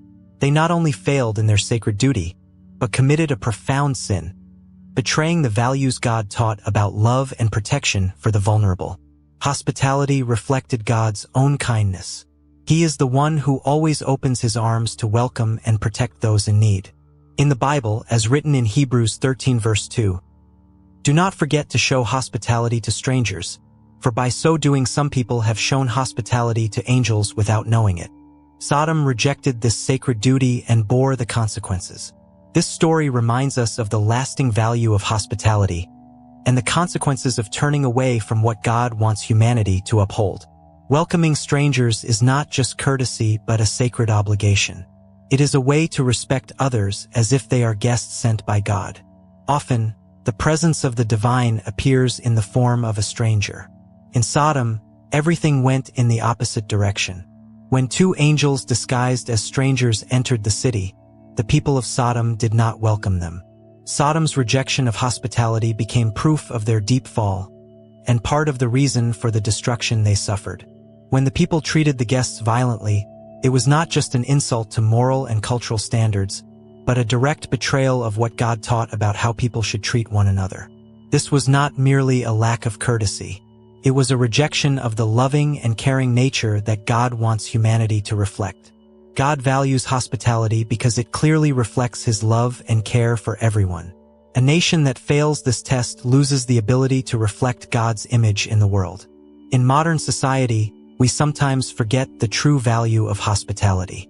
Many close their hearts to strangers, hesitant to reach out and help. Yet the way we treat others, especially the vulnerable or strangers, is the measure of our heart and our faith. In a society filled with division, suspicion, and judgment, opening our hearts in hospitality is not just kindness, but a reflection of God's heart. The people of Sodom failed completely in this test.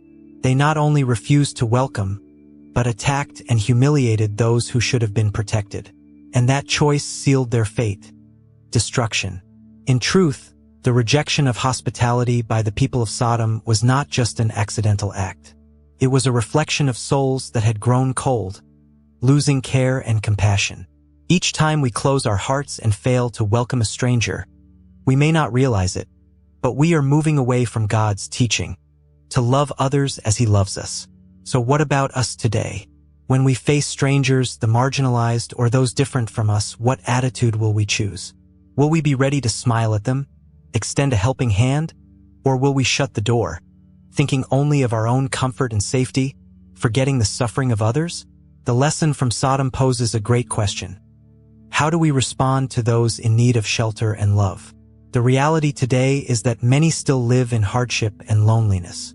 The ancient story urges us not only to think, but to act with love and kindness. Are we opening our hearts to others, or are we gradually closing ourselves off from the world? Does our heart still reflect God's kindness, or has indifference, like in Sodom, taken over? The fourth great sin that led to the fall of Sodom was the oppression of the poor and ignoring the needy. This was not just a momentary act of indifference, but an attitude deeply ingrained in their society. The prophet Ezekiel emphasized this failure. He said, "This was the sin of your sister Sodom. She and her daughters were arrogant, overfed and unconcerned. They did not help the poor and needy." Ezekiel 16 verse 49. These words speak not only of Sodom's material abundance, but accuse them of turning a blind eye to those truly in need of compassion.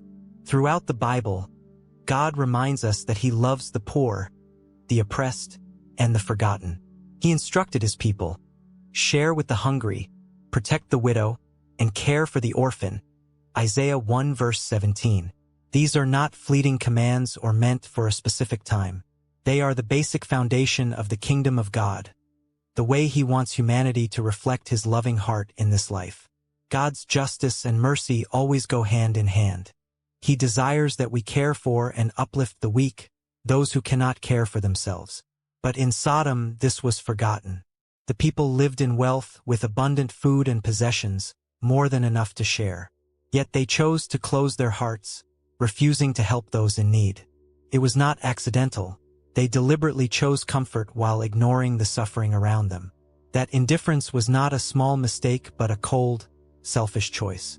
That heartlessness made God angry, because when we turn our backs on the poor and weak, we also turn our backs on God, who always sides with the abandoned and oppressed. This is not just a story of a few individuals' faults. It is the collapse of an entire society. God did not just warn individuals, but called the whole community to account for living unjustly, for neglecting mercy, and letting the poor suffer while they enjoyed wealth. Throughout history, we see this clearly in Israel and many other nations. Whenever they oppressed the poor or turned from justice, God sent prophets to warn them. Ezekiel 22 verse 29 says, God strongly condemned the leaders of Israel because they exploited and oppressed the poor, those who could not defend themselves. Similar judgments fell on nations like Edom, Tyre, and many others for not heeding the cries of the weak. Today, we also witness a world full of poverty, deprivation, and injustice.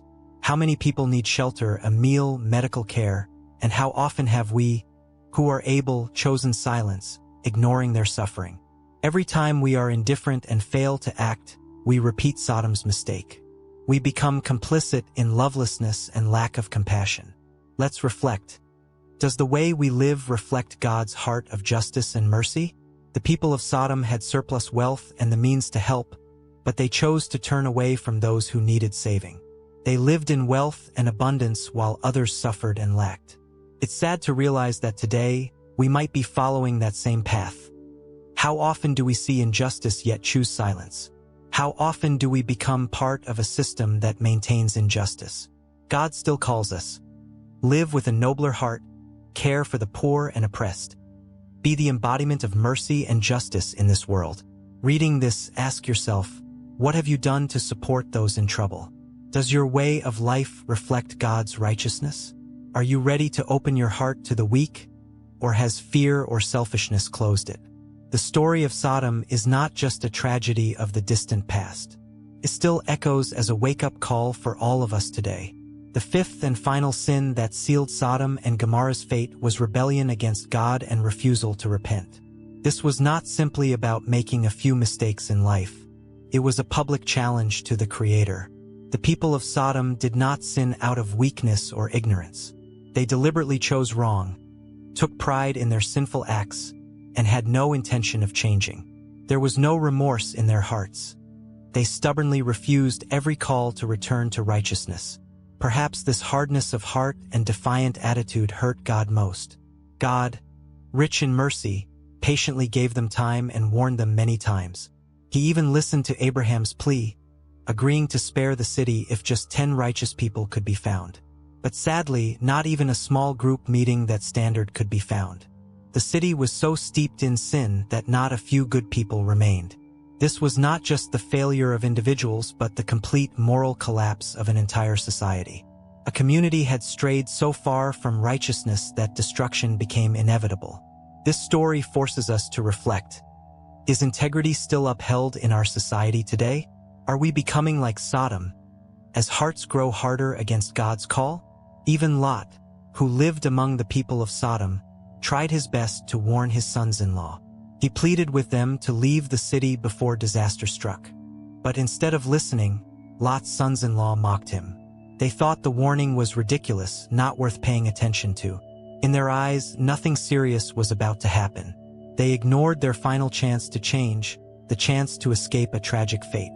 Today, we often witness people dismissing warnings, mocking the idea of judgment, and thinking that life will remain peaceful as it is, despite all signs calling for awakening. The problem wasn't just individual. It was an entire community that hardened its heart against God's call for repentance. Even when God's angels appeared before them, they still refused to step back or change.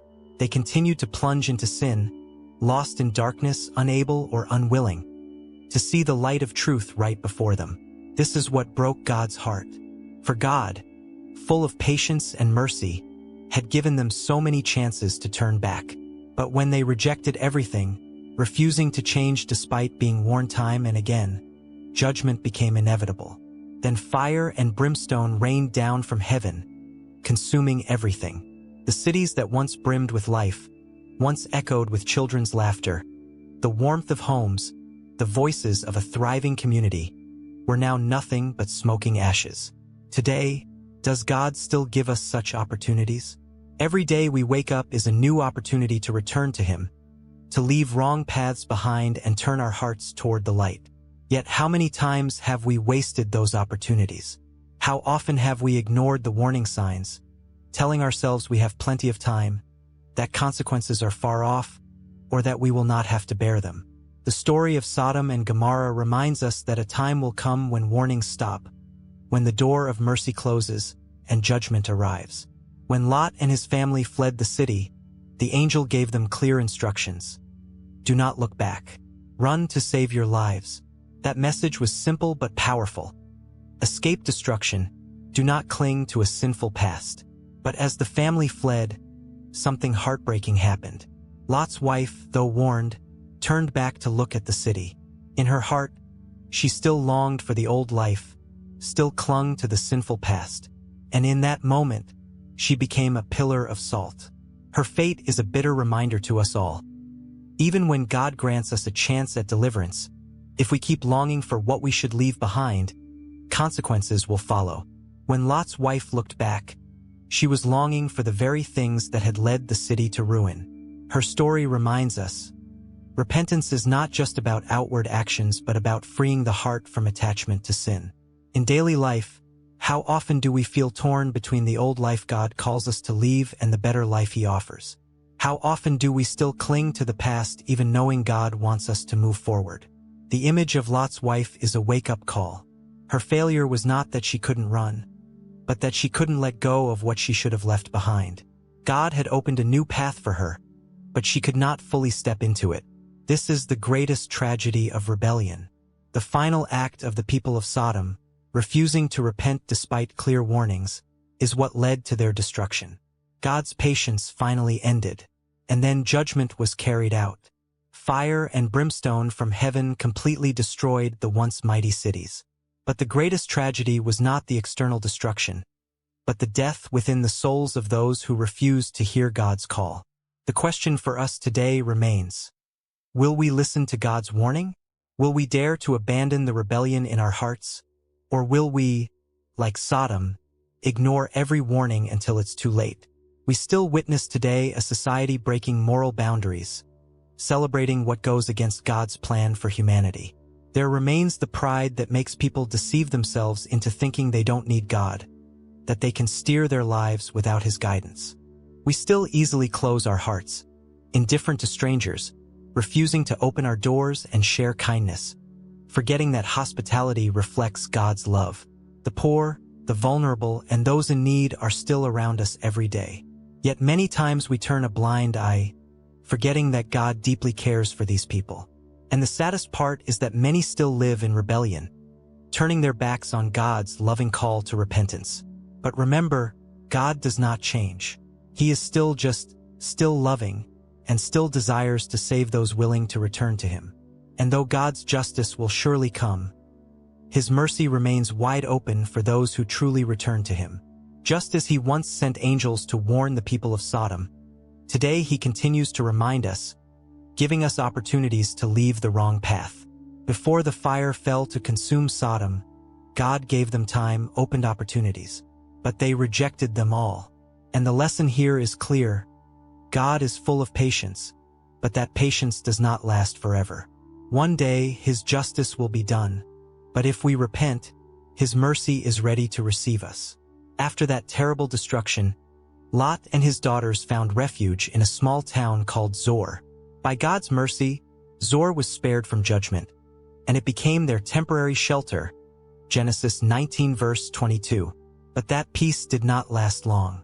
Lot became afraid, fearing that Zor might also suffer the same fate as Sodom. So he took his family up into the mountains and lived in a cave to avoid danger. Genesis 19 verse 30. What seemed like the beginning of peace and recovery actually opened a new tragedy. In loneliness and fear, Lot's daughters worried that their family line would come to an end forever. In their desperation, they made a plan. They got their father drunk and lay with him to preserve their lineage. A plan born of fear that led to a sorrowful chapter in Lot's family story. This is not just a story of escape and survival. It is a serious reminder of what can happen when people do not fully abandon what is tied to sin, even after being saved. From that tragic act, 2 children were born, Moab and Ben-Ammi. These children later became the ancestors of the Moabites and Ammonites, nations that became lifelong enemies of Israel. Genesis 19 verses 36 to 38. This story speaks not only of moral failure but clearly reflects the consequences of sin. Consequences that can cling to people even after they have been delivered.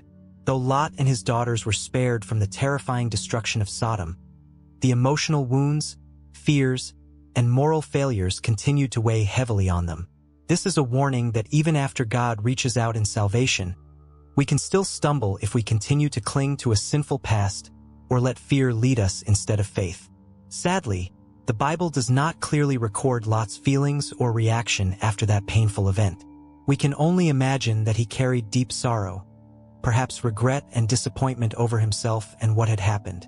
Though Lot was saved from Sodom's destruction by God, it is clear he did not completely change. The psychological scars and consequences of his family's sin continued to haunt and affect his life. This story reminds us of an important truth. Being saved from destruction is not enough to completely erase the consequences of sin. God's forgiveness is the beginning, but true healing and transformation must come from a change of heart. The salvation God offers is not just to spare us from punishment. It is an invitation to live a new life, a life that leaves behind sinful pasts, releases fear, and lets go of old habits to truly walk in faith. For if our hearts still carry unhealed wounds, we can still fall, still be pulled back by the past. Lot's fear and his daughter's moral fall show the inner battles many of us face even after God rescues us from sin. God can open the way for us to escape danger, but we must choose to leave behind the sinful past so that the renewal he wants to bring can take root in our hearts. Have we opened our hearts to receive his work of renewal? God's grace is always ready, but we must truly receive it and allow him to complete his work in our lives. This story is not meant to frighten anyone, but to awaken us. It invites us to reflect on our lives, our society, and our hearts. I would love to hear your thoughts and feelings after revisiting this story together. Share them, because when we reflect together, we can learn from the past and make better choices for the future.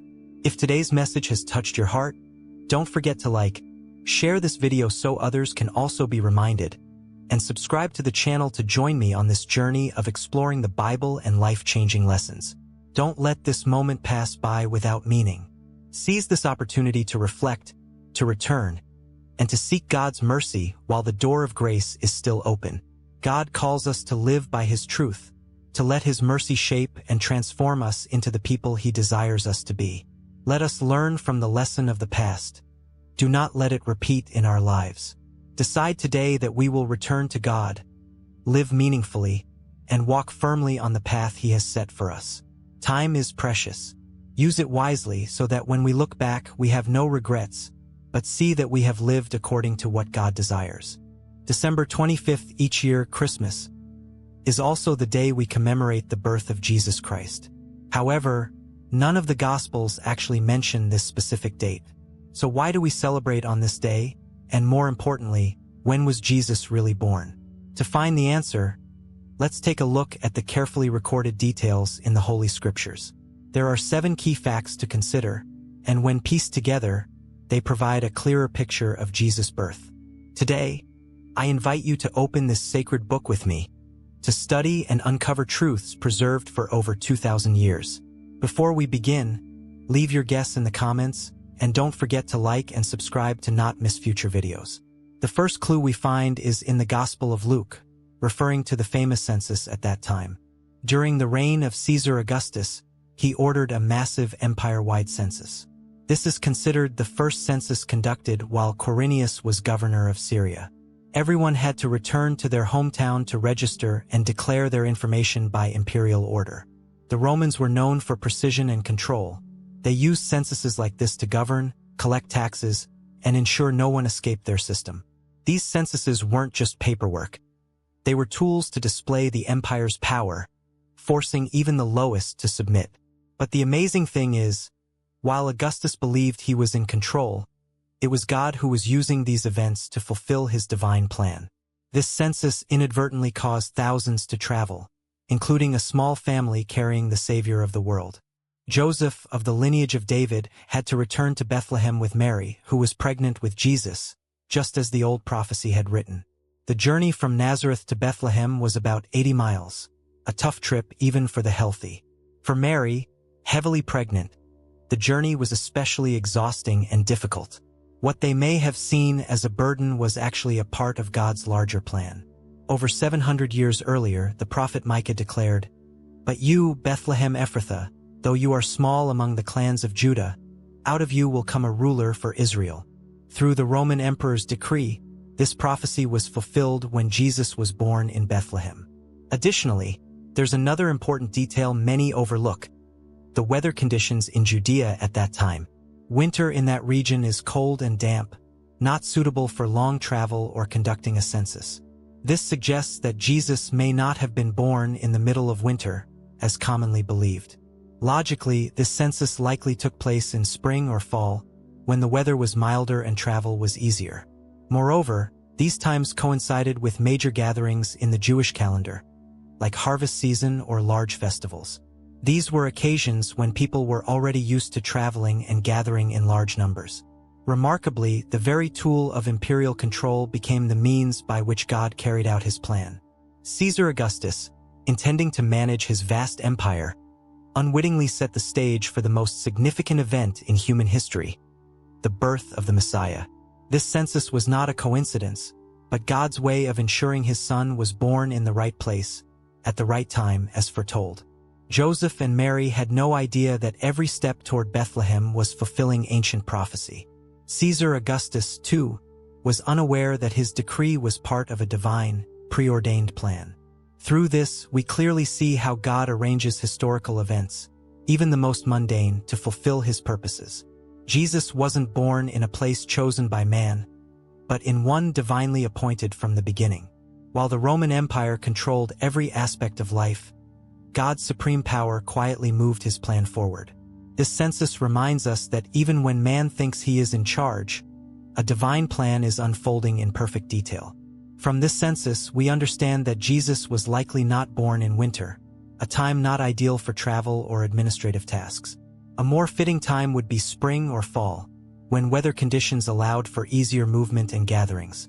Now, let's move on to the second clue, which involves the father of John the Baptist. This clue begins with an important detail. Zechariah, John's father, was a priest in the division of Abijah. One day, while he was burning incense in the temple, an angel appeared to him with news. His wife Elizabeth, though old and barren, would bear a child. That child would be John the Baptist, the one who would go before and prepare the way for the Messiah. This is where it gets interesting, because the timing of this event gives us a surprising clue to estimate the birth of Jesus. Zechariah's temple service is one of the most important clues to determining when Jesus was born. According to the Gospel of Luke, during the reign of King Herod of Judea, there was a priest named Zechariah, from the division of Abijah. When it was the turn of the Abijah division to serve in the temple, Zechariah was ministering before the Lord, as was customary. The priests of Israel were divided into 24 divisions, each serving 1 week twice a year, as recorded in 1 Chronicles 24. Zechariah's division was the 8th, which typically served around May or June. During this time of service, the angel Gabriel appeared to Zechariah and told him that his wife Elizabeth would conceive.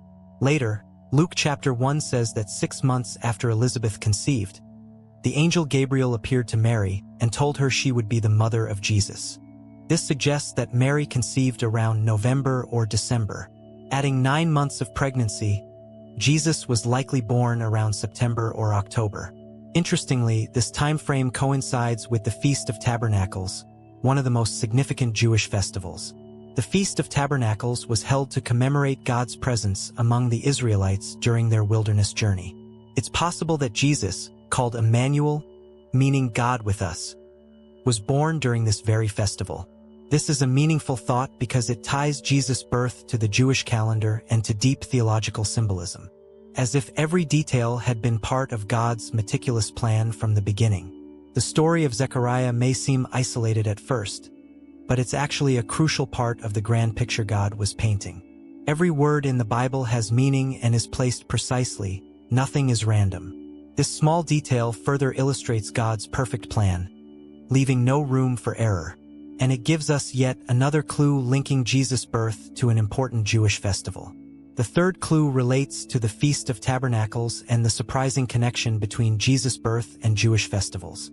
The Israelites lived by a calendar full of holidays, not just to remember their history, but to reflect on greater truths, like the arrival of the Messiah. Each of these festivals carried deep spiritual meaning, and some remarkably align with possible dates for Jesus' birth.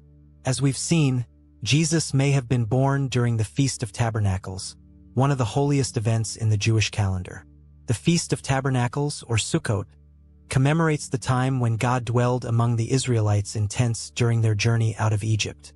This festival takes place in autumn, around September or October, as a time of joy, gratitude, and reflection on God's presence. There is another Bible verse that supports this theory. In the first chapter of the Gospel of John, we read, "The Word became flesh and dwelt among us. We have seen His glory, the glory of the one and only Son, who came from the Father, full of grace and truth." What's fascinating is that in the original Greek, the word dwelt can also be translated as tabernacled. So what better time for God to truly dwell among His people than during the Feast of Tabernacles? Moreover, Jewish festivals are not only commemorations of the past, but also prophetic symbols of future events. For example, Passover is associated with the death of Jesus, who is called the Lamb of God. Pentecost coincided with the outpouring of the Holy Spirit. If these major events aligned with Jewish festivals, it's logical to think that Jesus' birth might align with a significant feast as well. Another festival possibly related to Jesus' birth is Rosh Hashanah, the Jewish New Year, also held in the fall.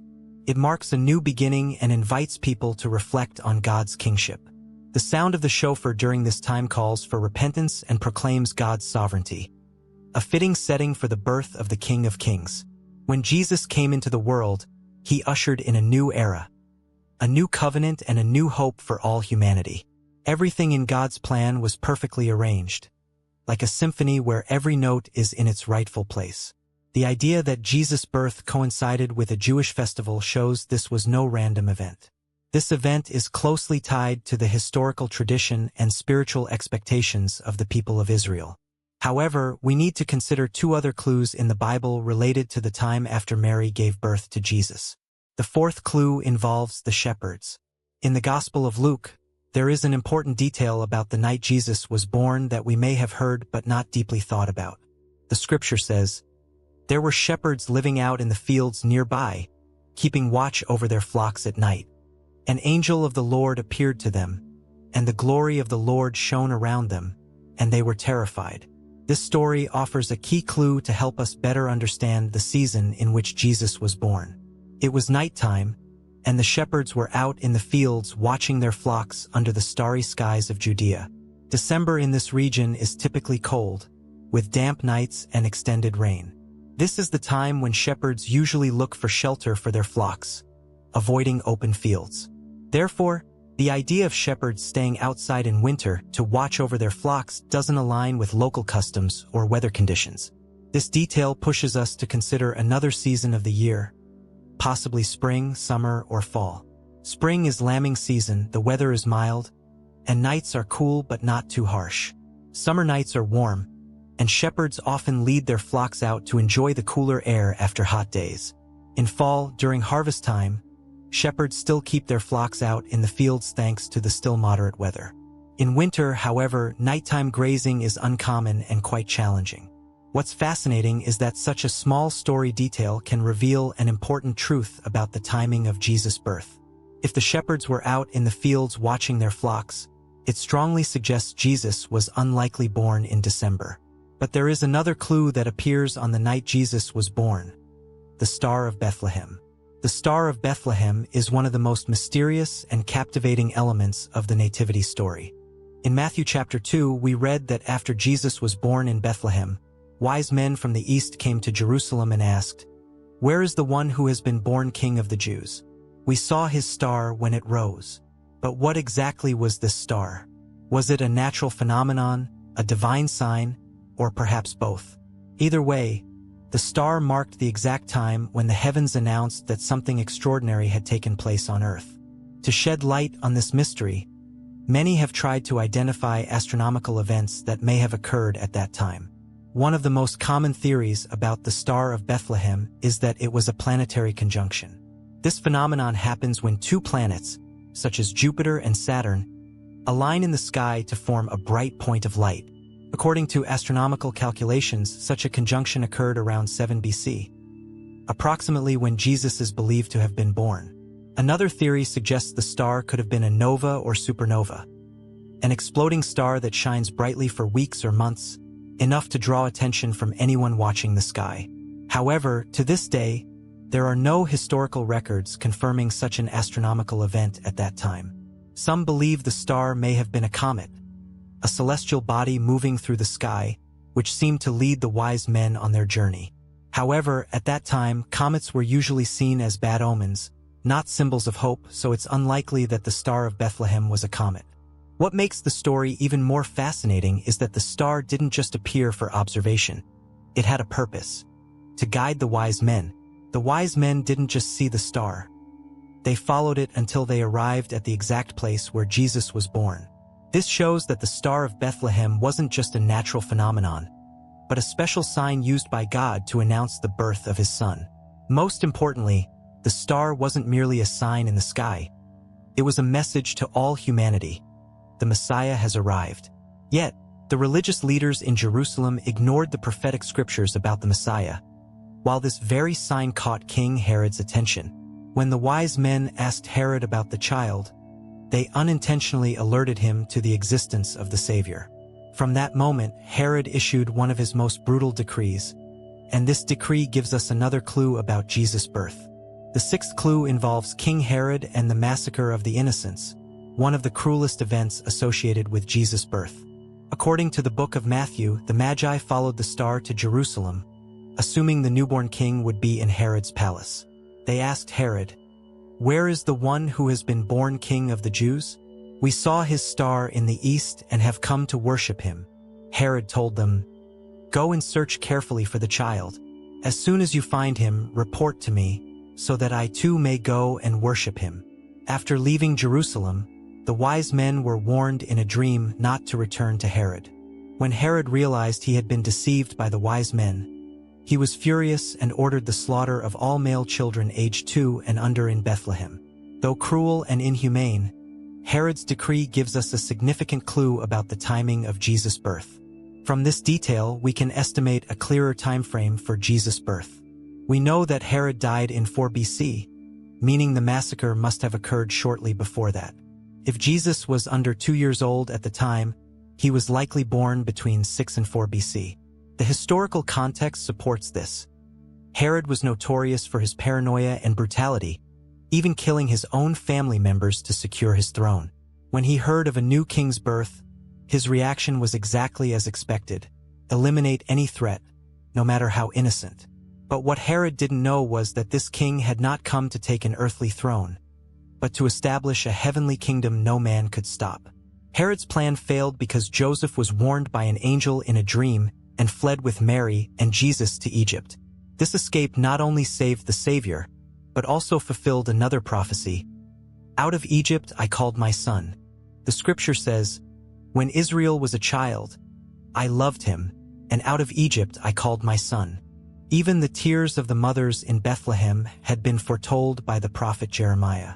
Jeremiah wrote, "A voice is heard in Ramah, mourning and great weeping, Rachel weeping for her children and refusing to be comforted, because they are no more." Astonishingly, even in the darkness of the massacre, God's plan was perfectly fulfilled. Nothing could stop it. The massacre of the innocents highlights the stark contrast between human cruelty and God's perfect plan. Herod tried to use death to stop life, not knowing the child he feared most would one day conquer death itself. And the final clue to Jesus' birth is revealed through the moment he began his public ministry. According to Luke chapter 3, Jesus was about 30 years old when he began preaching. This is a key detail, not just a biographical note. In fact, this detail helps us pinpoint his birth by counting backward from the start of his ministry. Jesus began his ministry in a specific historical context, during the reign of Emperor Tiberius Caesar. Luke notes that this happened in the 15th year of Tiberius' reign, which historians place around AD 29 or 30. If Jesus was about 30 years old at that time, this places his birth somewhere between 6 and 4 BC. This time frame aligns with the period when Herod the Great was still alive, confirming the Bible's account that Jesus was born during Herod's reign. The connection between these historical and biblical details gives us a strong clue about when the Savior entered the world. But why did Jesus begin his ministry at around age 30? That number is not random. In Jewish tradition, 30 was a significant age, the minimum age for a priest to begin service in the temple, according to Numbers chapter 4. It was also the age when a man was considered fully mature and capable of taking on public and spiritual responsibility.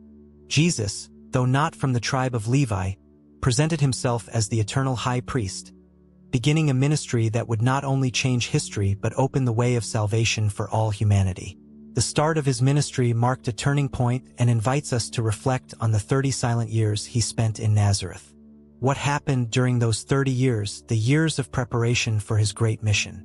While the Bible is mostly silent about Jesus' first 30 years, we can imagine them as years of preparation, obedience, and growth.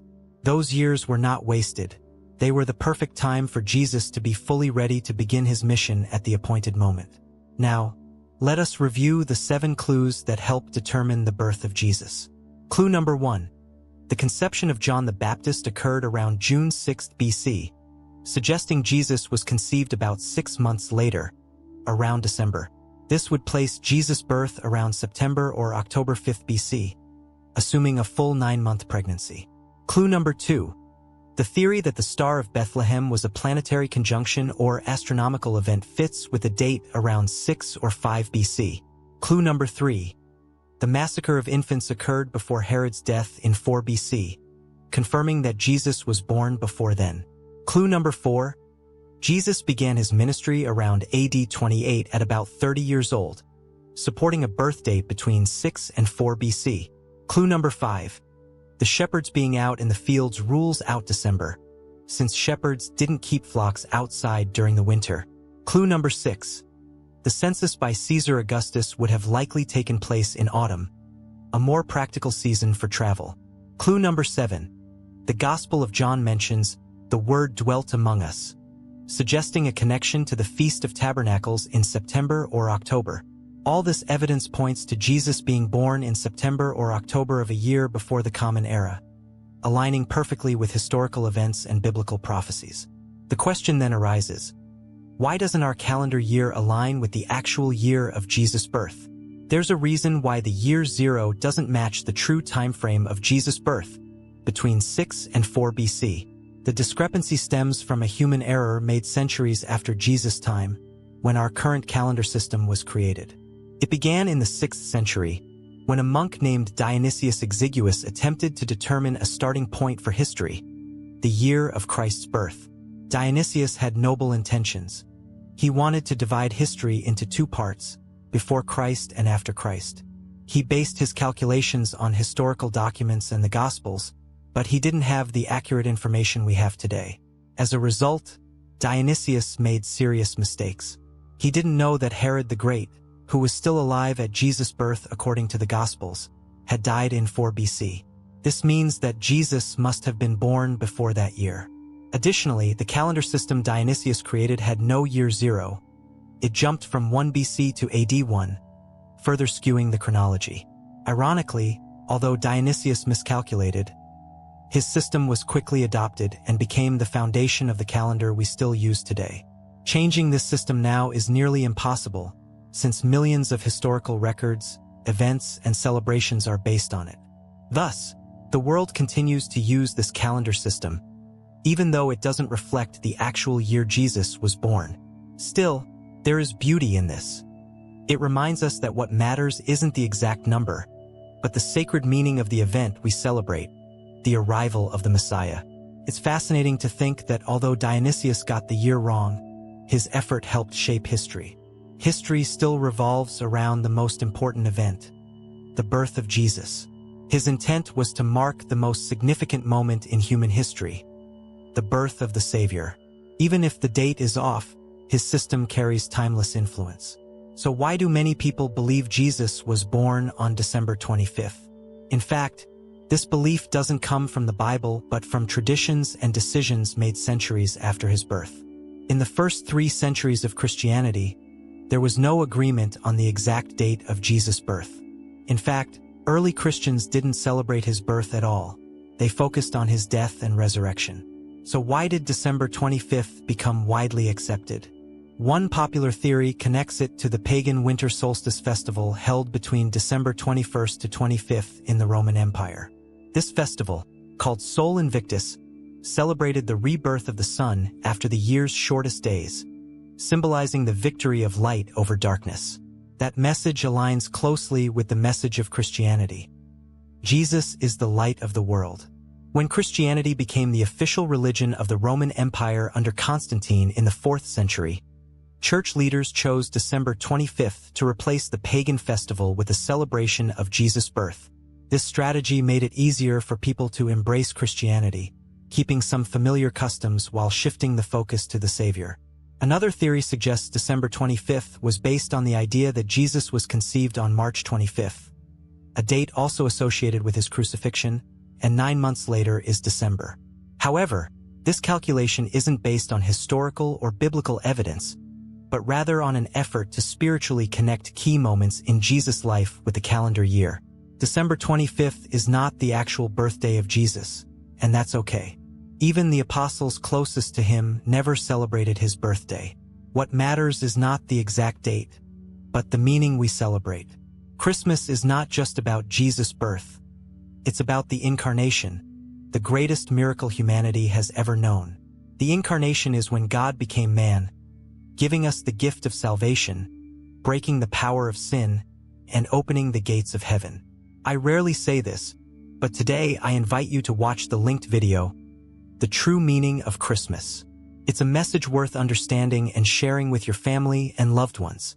Embrace this message, become a light, and share it with those around you, today and always. Amen.